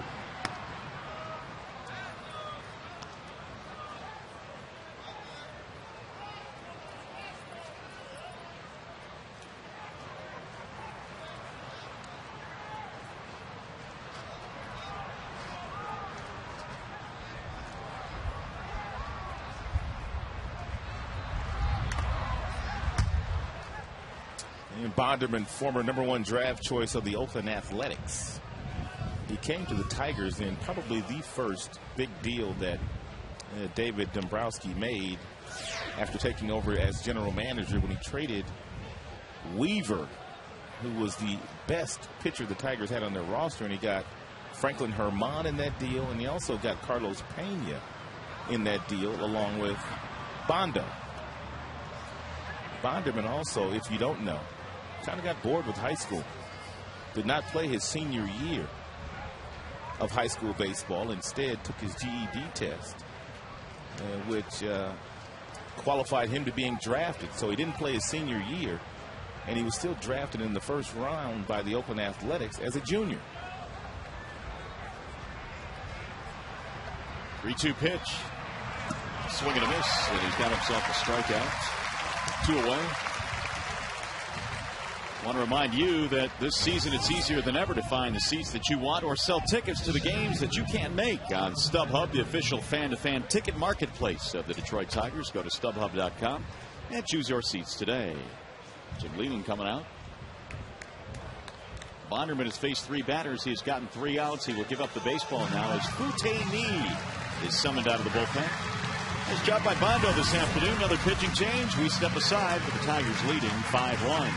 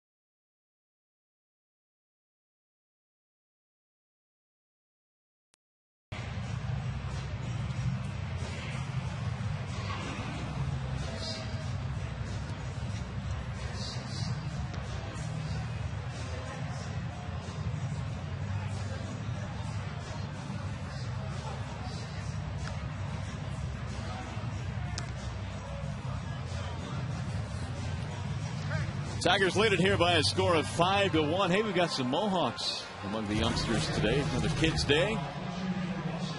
Every day, every Sunday, kids are welcome here at the ballpark. Any day, of course, but Sunday is their day. 34,000, make it 35,000 plus at the ballpark here this afternoon as the Tigers lead it 5-1. And Fute-Ni is the new pitcher. Facing Darnell McDonald, who will pinch hit for Van Every.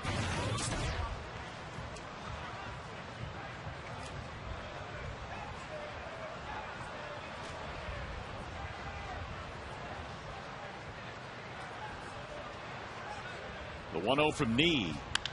Line drive, base hit. Well, the Red Sox came in as the best pinch hitting team in the majors. They were hitting .391. And a pinch hit single there for McDonald. It helps when you have veteran players on your bench. And the Boston Red Sox, a lot like the New York Yankees, as to where they don't necessarily have rookies that are doing the pinch hitting for them, but they've got some guys that have been around the block a few times and have turned into role players. Bill Hall, Mike Lowell would fall into that category. A couple of guys that have done a nice job pinch hitting for the Boston Red Sox. Here's Scudero. Most teams, because of their payroll constraints, have young kids that are pinch hitters.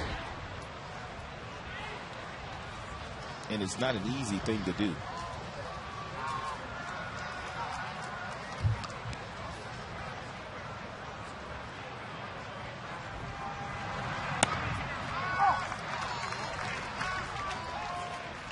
And that was only the fourth hit of the game for Boston.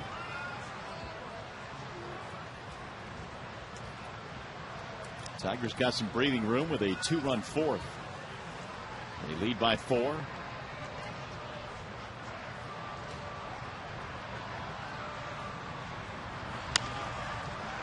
In the air to shallow left center. It's going to drop, base hit. McDonald going to third. He's in there standing up. So with 2 outs, Ni comes out of the pen and gives up a pair of hits. Scudero's first of the game.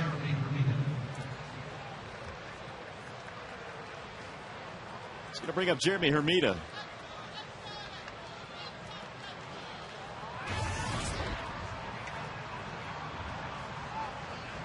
Meanwhile, Ryan Perry has begun to warm up in the Detroit bullpen.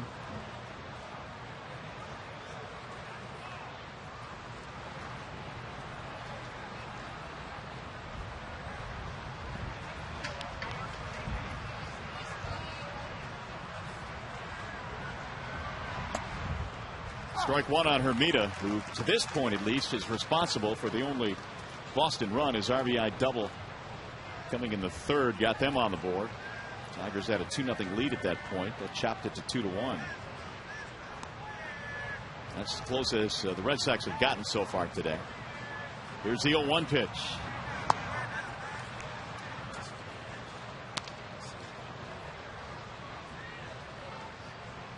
Boston's been pretty good with men in scoring position for the year. 272.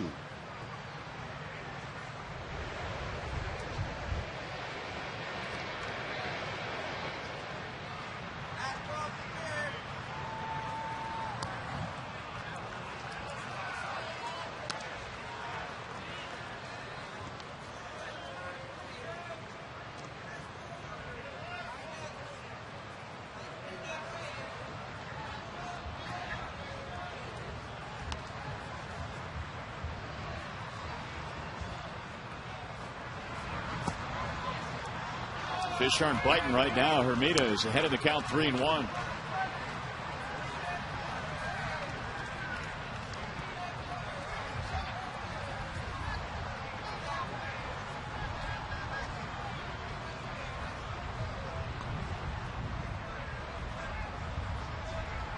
And the 3-1 pitch is low. Ball 4. Now it's getting really interesting. The bases are loaded. All of this with 2 outs. Bonderman got a ground out and a strikeout. But Ni has surrendered 2 hits and a walk. The bases are loaded. And here is J.D. Drew. And Rick Knapp coming out.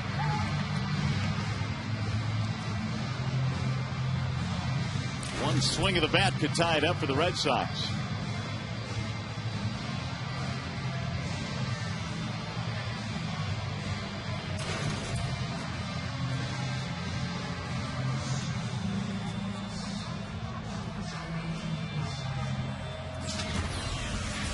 Hey fans, join us again tomorrow when the Chicago White Sox come to town for the start of a quick 2-game series. Coverage begins with Tigers live at 6:30, followed by the game at 7. That's Tigers baseball, presented by Bell Tire, tomorrow evening on Fox Sports Detroit and Fox Sports Detroit HD. So here is J.D. Drew. They are loaded up with the Red Sox in a 5-1 game. We're in the 7th. Way outside, and down there to get it is Avila, 1-0.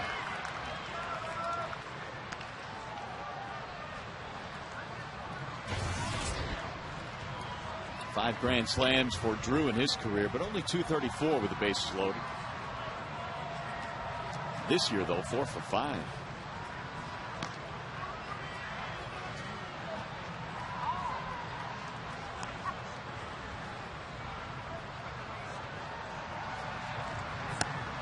Good breaking ball, drops in for a strike, 1-1.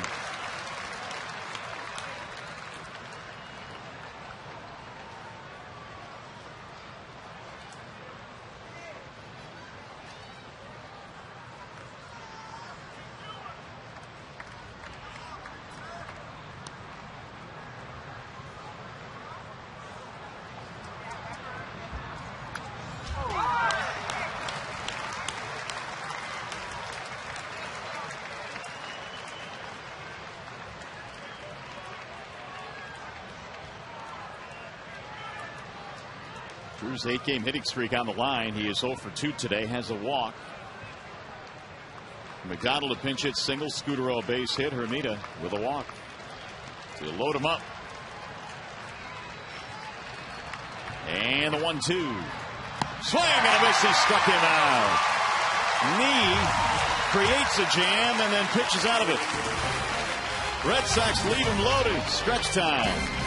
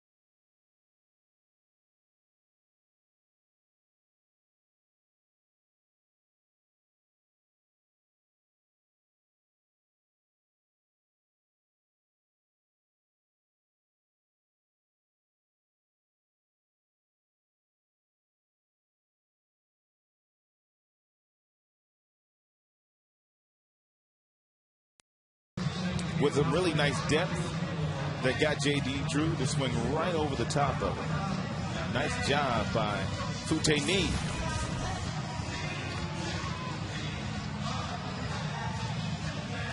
Tigers have Ordonez, Cabrera, Bosch here in the 7th inning. Lackey answering the bell. He's gone 6 so far, giving up 5 runs.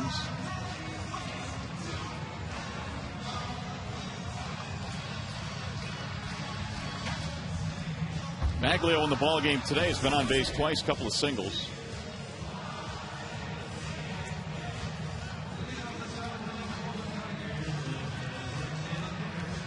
Ordonez and then Cabrera and Bosch representing 3, 4, and 5. Lackey's given up a 2-run homer to Santiago today. Had that long 2nd inning. And now Ordonez strokes run to center field and hits it well. McDonald going back to the warning track to make the catch. A long, loud out. 1 gone.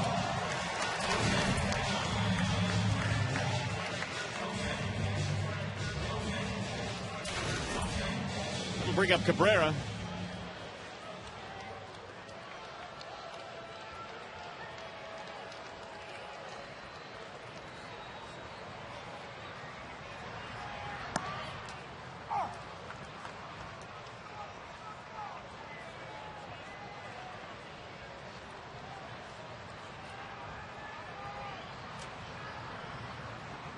Here's Lackey's 0-1.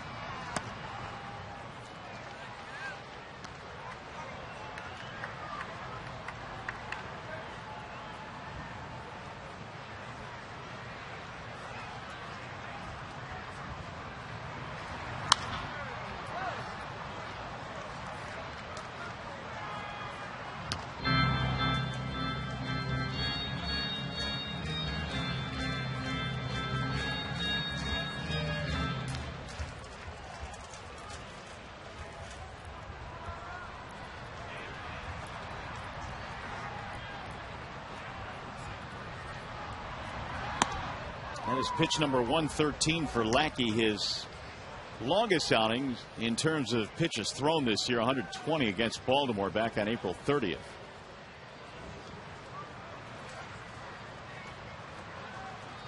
Here's his 2-2. Cabrera has gotten a steady diet of fastballs today from Lackey, and that's kind of what makes Lackey who he is. Most starting pitchers would not give Cabrera fastball after fastball after fastball, but Lackey not afraid. He has come right after him all afternoon long.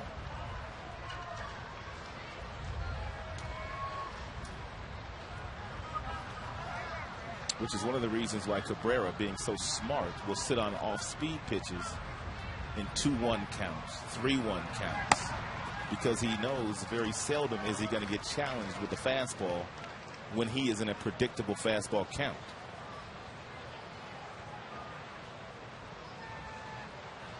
Cabrera today hitless, but he has a walk and a run score. Bosch on deck. We might be looking at player of the week. Fouled back out of play. And Brendan Bosch, with the week he has had here at Comerica Park against 2 of the best teams in all of baseball, the New York Yankees and now the Boston Red Sox. And he saw a couple of left-handers, 2 of the best left-handers in the game. Hit hard to the shortstop. Scutero, another terrific play, and he comes up throwing to nail Cabrera. The only play that he had. An absolute seed. And it's one of the reasons why they acquired him. He made some nice plays last year for the Toronto Blue Jays. He's going to bring up Bosch.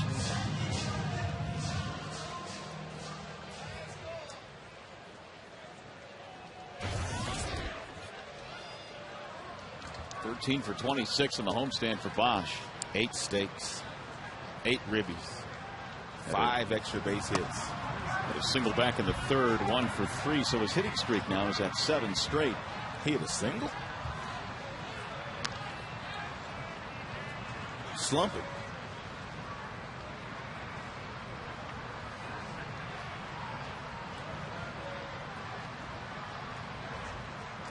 Here's Lackey's 1-0. And Bosch said he grew up idolizing Sean Green, an outfielder who played for the Los Angeles Dodgers. Of course, Bosch grew up in Southern California himself.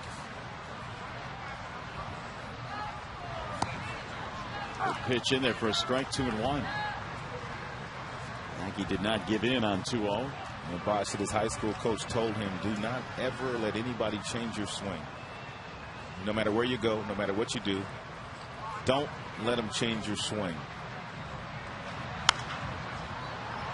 That's easier said than done, because once you get into college, you have several college programs that kind of force you into doing certain things. But when you stand 6 feet 6 inches and you weigh 230 pounds and you've got this kind of power, why would you mess with it? Can you imagine some of the balls he hit with an aluminum bat while in college? Pretty scary. Pretty scary with a wooden bat. And the 2-2. Fouled away.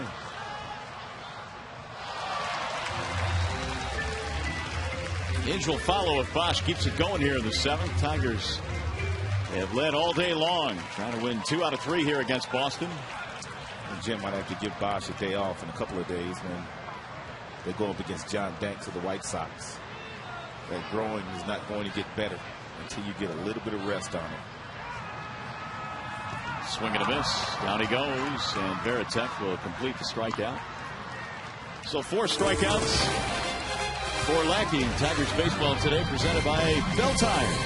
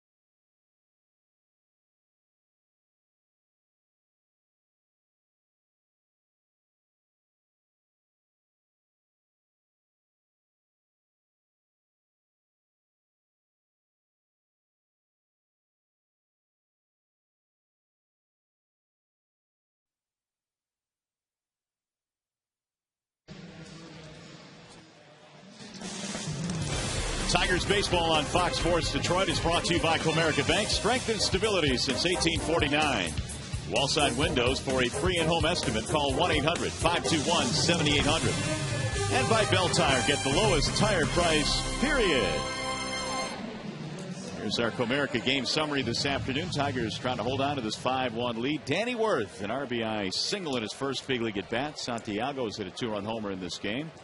And a good outing today from Galarraga. Into the rotation, 5 2/3 with 5 strikeouts, 1 earned run. And the Tigers now have Ryan Perry going to the mound. We have some other changes as well. Kelly is now in left field. Jackson is the new center fielder. Johnny Damon is out of the game, and Casper Wells is in right field. Brandon Bosch out of the game as well. Here's Euclid.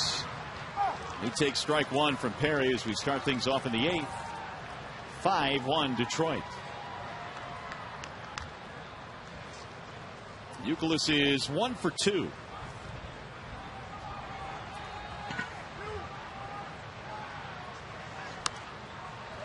Fouled away. Now the count is 0-2. Since the beginning of the 2008 season, if you combine Euclid's on-base percentage and slugging percentage, There's only 2 other players in the majors that have been better than Youkilis. Manny Ramirez and Albert Pujols. That's how good Youkilis has been in a Boston Red Sox uniform.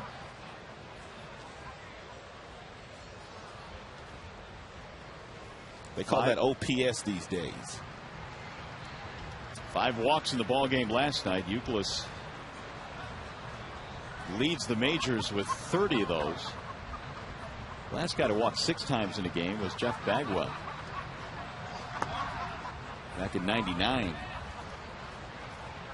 2-2 on Youkilis. And because he's walking so much, he is scoring a lot of runs. 29 of them, the second highest total in the American League. Perry replacing Nee, who replaced Bonderman. Roll to third, fair ball. Diving stoppage from his knees. Threw it away. Cabrera able to stop it. Pulled him off the bag, though. It'll be an infield hit for Youkilis. What a play by Brandon. Just a terrific athlete over there.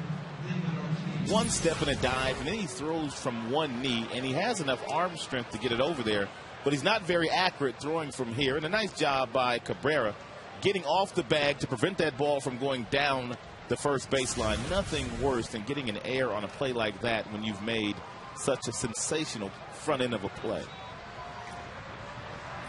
Hit number 6 for the Red Sox and the second for Youkilis. Here's Ortiz. Ball 1 to David Ortiz. Perry is starting to get accustomed to pitching in back-to-back days, which is something that Jim said took him a little getting used to last year. And Perry threw 24 pitches in yesterday's game and has started to rebound nicely when coming back in back-to-back days. Jim said in college Perry was probably pitching once a week. And then all of a sudden you get into pro ball and you're pitching every day. And not only every day, but you're pitching in the big leagues.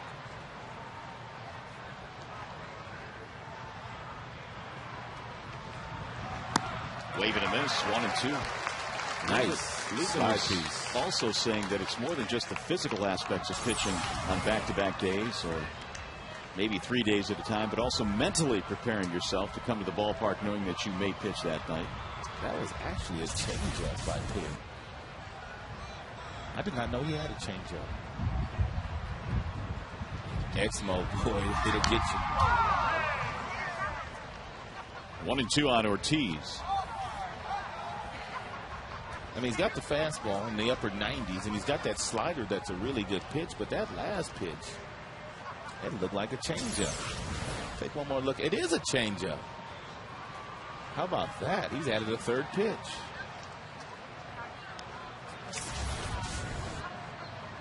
The 1-2. Slowly back down the first baseline, but foul. Ortiz still alive.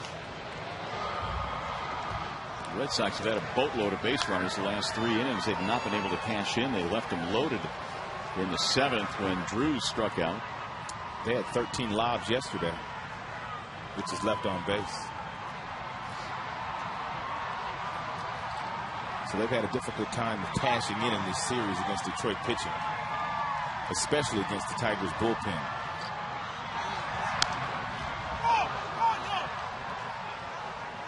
And Jim Leland was raving about his bullpen and their work once again yesterday, allowing the Tigers to inch their way back into eventually winning the game in 12 innings.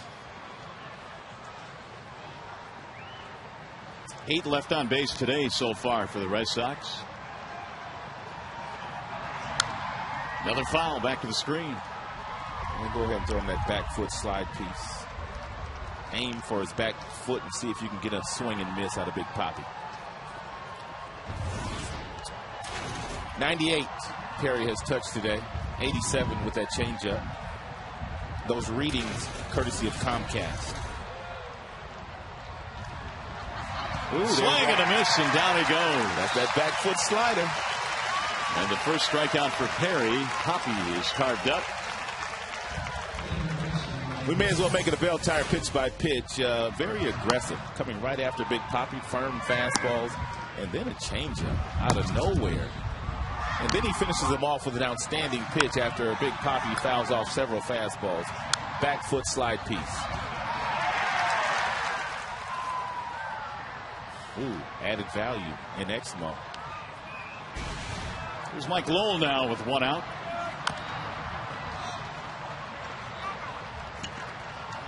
Hitless today, Mike Lowell, 0 for 3. Trying to get the wave going again here at the ballpark. Big enough crowd to do it, 35,000 plus.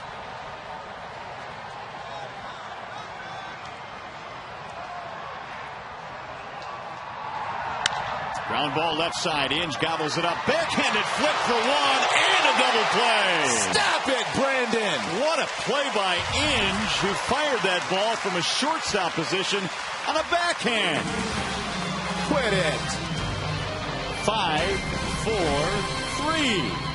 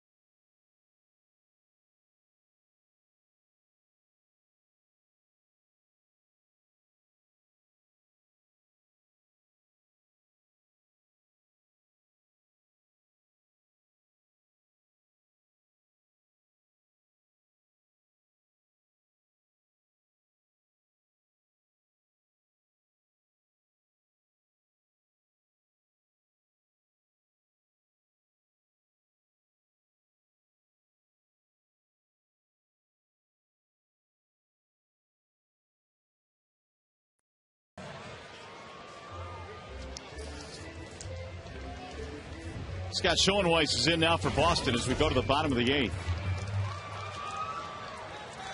Lackey done for the day.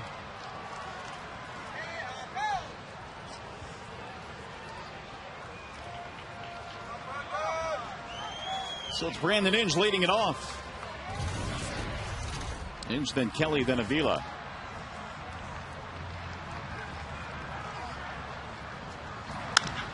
Grounded to third base. Tricky hop for Lowell.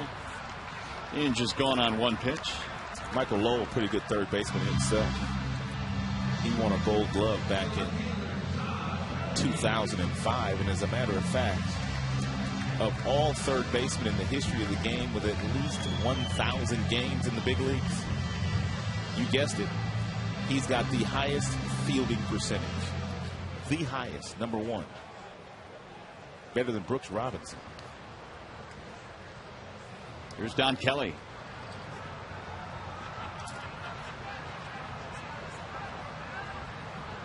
Kelly 2 hits today and a steal.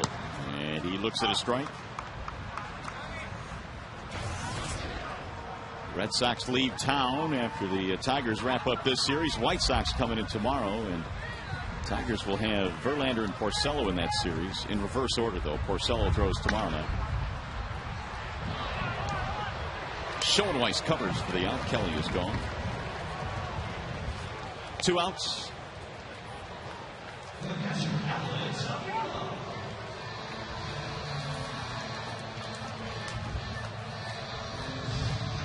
John Lackey with a total of 123 pitches in the game today, and the Tigers touched him up for 1 home run, 5 earned runs. He gave up 9 hits, and he pitched 7 innings. Outstanding job by Tigers hitters getting to one of the aces of the Boston Red Sox. Valverde starting to warm up. Avila cuts and misses. Schoenweiss began his career with the Angels. Went to the White Sox for a spell. Toronto, Cincinnati, the Mets, Arizona. Wasn't he a former starting pitcher with the Angels? In the minor leagues, he was. Not in the big leagues? No. Well, actually, he did. His first few years, he did start. And then moved to the bullpen. He is a history major out of Duke University. Yeah, he started 27 games his rookie year with the Angels, won 7 games. And then later in his tenure with the Angels, moved to the bullpen, and that's where he pitched out of the White Sox and beyond, and a swing and a miss. And the Tigers will go 1, 2, 3. So 8 complete in the books. We go to the 9th, 3 outs away from a win.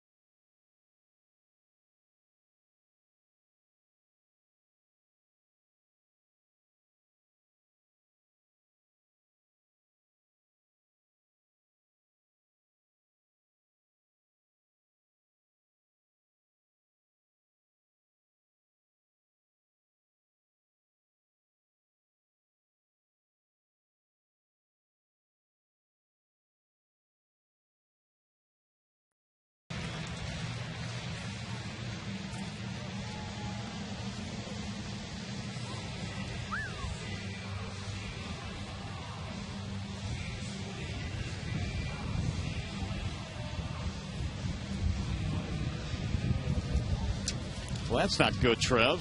Thanks for the bad news. Here, the Tigers lead at 5-1. And Jose Valverde will try and close this thing down. Not a safe situation, but the Tigers have an opportunity to take 2 out of 3 here. And Tigers also have a bullpen that was strapped yesterday there for Valverde, who pitched an inning as well. And gets the nod here in the 9th to close the door against the Boston Red Sox. Outstanding numbers this year for Valverde. 10 saves, 11 chances. The earned run average is tremendous. He's striking out a ton. And the opponent's batting average is pretty much non-existent. What a sign he was late by the president and general manager, David Dombrowski. Here's Veritek to lead it off in the 9th inning for Boston. First pitch in for a strike. Papa Grande touched 99 miles an hour yesterday with his fastball.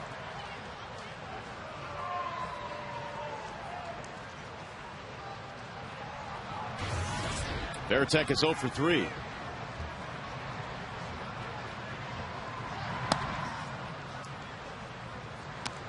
One ball, one strike.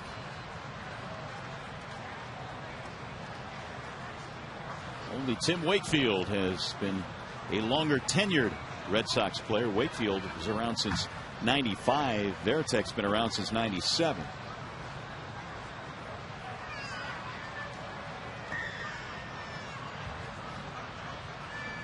Two and one on the Boston catcher.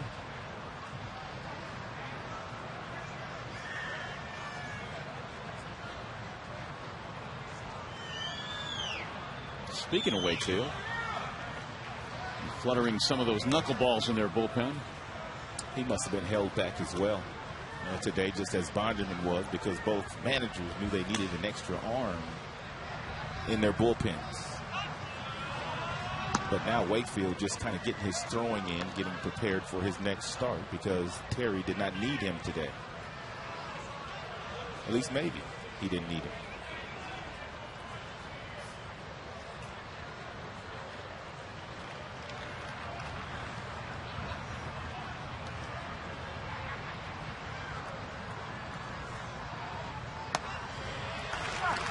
Three and two.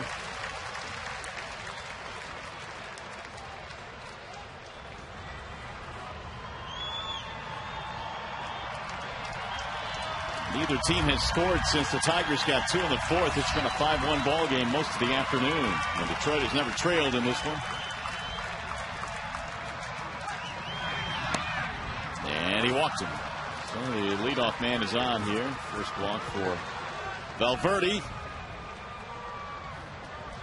McDonald's player of the game voting. This is how it's going. Tight race. Brandon Inge 19%. Danny Worth 16%. Galarraga 15%.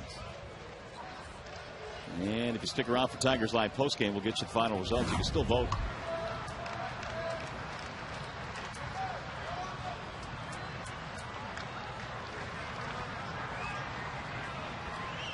Here's Bill Hall. That is popped up. Let's see if Cabrera has room. Nope. Back into the dugout.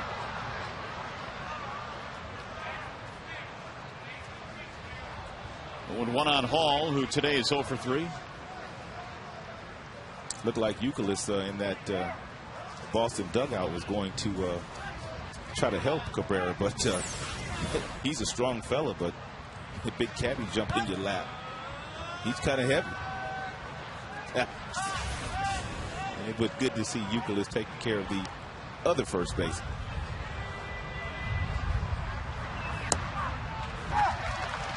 Oh, and 2 now on Hall. Yankees will be hosting Boston beginning tomorrow. It'll be a 2-game series while the Tigers welcome in the Chicago White Sox.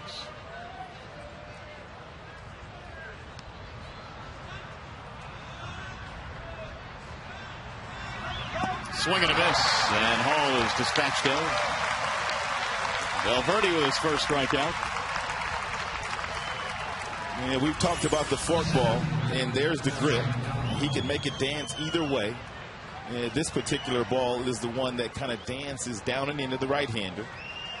And it's really fascinating that just by moving the fingers and adjusting them, he can make that forkball dance in a couple of different directions.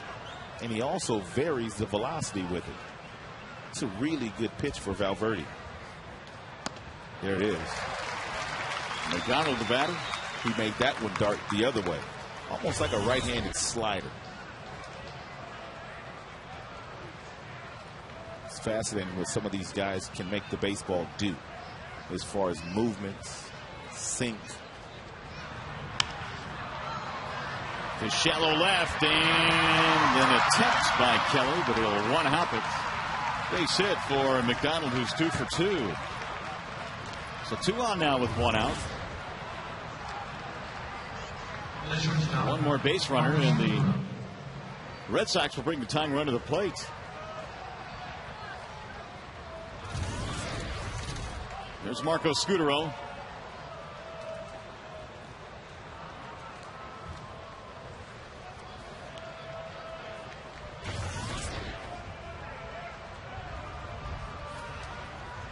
Scutaro today is single and a walk.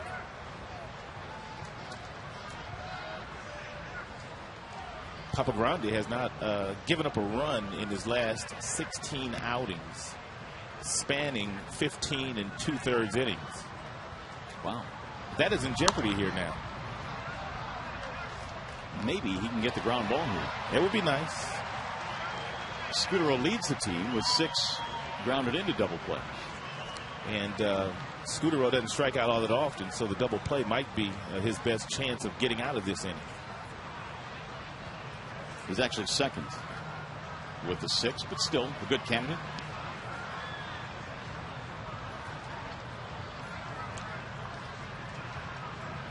Here's the 0-1. Popped it up instead. It's all right. That'll work. Cabrera says, I'll take it. 2 gone. Valverde also tied for the league lead among All-American League relievers with 10 saves and second with a .54 earned run average and a 120 batting average against. What a closer.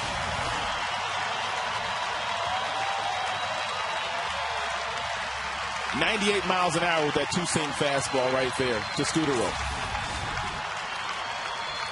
Here is Hermida. Ball 1.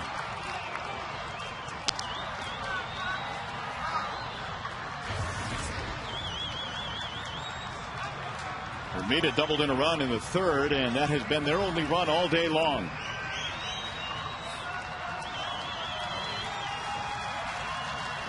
Tigers pitching at times on this homestand has really throttled some good offenses, the Yankees and the Red Sox.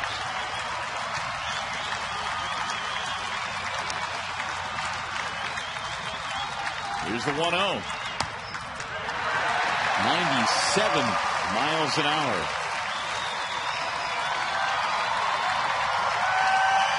One ball, 1 strike.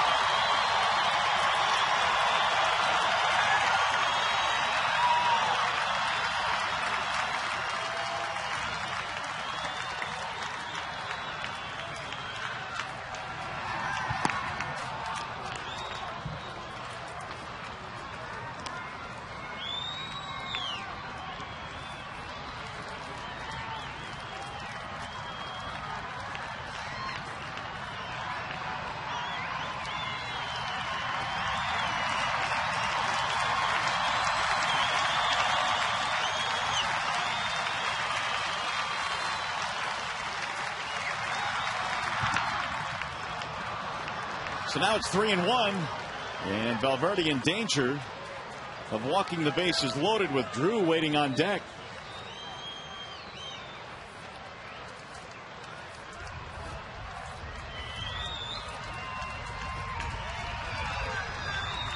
Three and one on Hermida.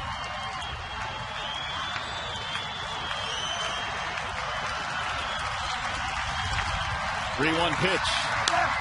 Fouled away. And again, 97 miles an hour for Valverde, who's trying to close it out here.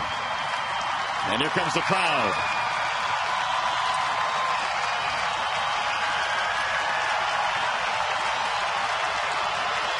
One more strike to get for Valverde.